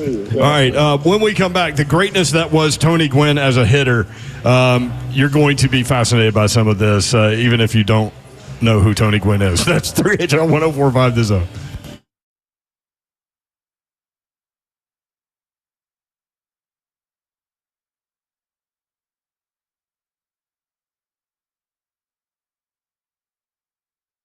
I want to tell you about my friends at Brentwood Jewelry, the Amamali family. I was talking with Brandon just the other day. They are awesome people, and you're absolutely going to love checking out my friends at Brentwood Jewelry. And you can give the gift of time this Father's Day with Brentwood Jewelry. Choose from their large selection of timepieces, including brands like Bremont, Tissot, Oris, Longines, and Luminox. They have a gift that can fit any budget. Don't forget about Brentwood Jewelry's pre-owned Rolex marketplace. Give Dad the gift of a fine pre-owned Rolex for a fraction of the cost. Every watch they sell has been meticulously serviced to ensure the highest level of performance and is presented with a 2-year warranty. They offer an extensive online selection of fine pre-owned Rolex watches, and their selection includes both prior models and the current models for you to compare. Spring, the perfect time for the perfect proposal. Brentwood Jewelry is here to help you pop the question. Let them help you take the stress out of selecting the perfect engagement ring. They can help you with every aspect of that. 7012 Church Street in the heart of Brentwood, just off Franklin Road. Exceptional style, exceptional deals every day for more than 50 years. Visit BrentwoodJewelry.com.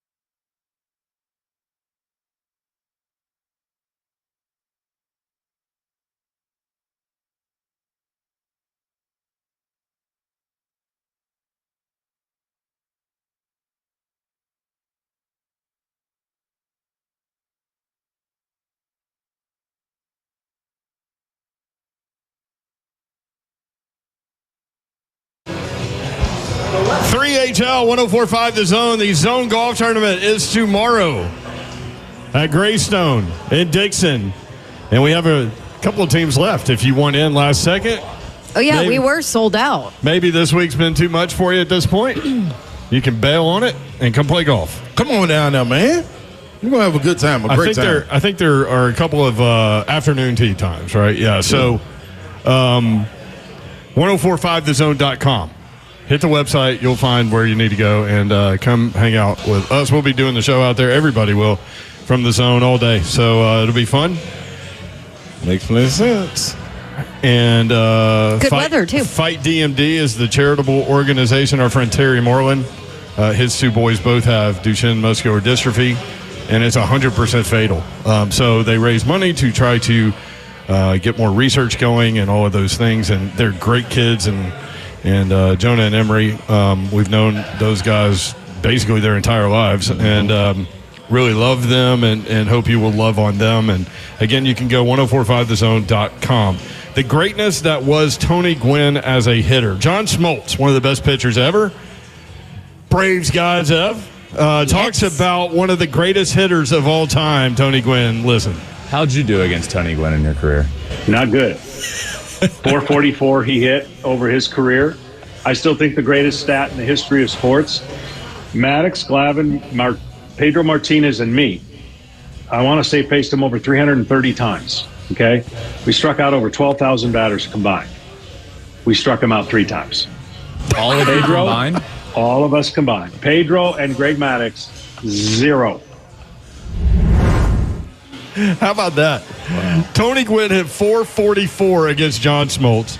Smoltz said Greg Maddox, Smoltz, Tom Glavine, and Pedro Martinez had more than 12,000 combined strikeouts. They struck Tony Gwynn out a combined 3 times. Wow. And all 3 of them were Smoltzy, right? I think they were, and he didn't say it, but I think that's right. But Pedro and Greg Maddox never struck him out. Tony Gwynn faced Greg Maddox, Hall of Famer, one of the best ever, 103 times. He hit 429. Good Lord. Against Greg Maddox and never struck out. Also, here's another stat. Willie Mays, one of the greatest players ever, had a career batting average of 301 with 2 strikes. Tony Gwynn hit 302. Dog. I mean, my man, back before you could watch video and all this stuff, he would have a VCR. That's going way back, kids. It wasn't digital. And he would record the game, his at-bats, and go back in and watch them in between innings. That's how ridiculous he was. So this post, Greg Maddox convinced no hitter could tell the speed of a pitch with any meaningful accuracy. To demonstrate, he pointed at a road a quarter mile away and said it was impossible to tell if a car was going 55, 65, or 75 miles per hour unless there was another car nearby to offer a point of reference. You just can't do it, Maddox said. Sometimes hitters can pick up differences in spin. They can identify pitches if there are different release points or if a curveball starts with an upward hump as it leaves the pitcher's hand. But if a pitcher can change speeds, every hitter is helpless, limited by human vision. Except, he said, for that expletive Tony Gwynn. I mean, that guy was just different, man. I wish we could get him to take the S2 test. Right? Yeah, right. That would have been dope. And you would look at him and not think athlete necessarily. Those are the ones I like. They look fun about it. Hunk, you're a baseball guy. Do you like all that? Oh, no, I loved all of it. He's seriously like one of the greatest hitters of all time, and it's sad that 1994 happened because he would have most likely batted 400 that season. Yeah. He was like, I think it was like 396 or something was where he was at when the strike hit. And it was just amazing to watch him because no matter where the ball was, where it was pitched, if it was somewhere where he needed to get it hit, he would not only make contact, but he would get it for a hit. It was crazy, and that was way before analytics, but he studied it like that. Like, he studied pitchers like that. Right. But it made me think, like, because he doesn't necessarily, like, you look at him, you don't think athlete necessarily, which always leads me back to John Crook's quote, I'm not an athlete, I'm a ball player. Which is kind of different now in the world of Major League Baseball in a lot of cases. Our thanks to the great people here at Twin Is that Peaks. what Dr. Gibby says? Dr. Gibby. That's another one. Apparently, that's what Coach Callahan says about it. He's got wicked smarts. My boy's wicked smart. That's right. Coming up tomorrow, we will be broadcasting live all day as a radio station, 104.5 The Zone at the Zone Golf Tournament. Again, if you want in on the afternoon tee times, 1045thezone.com, and we'll see you out there. Man, fun day. Friday, tomorrow, which means Get Friday. Trash Talk Friday. And Trash Talk Friday. Good night. God bless. Love y'all. See ya. Wouldn't want to be you unless you're Traylon Burks on Tajay Spears.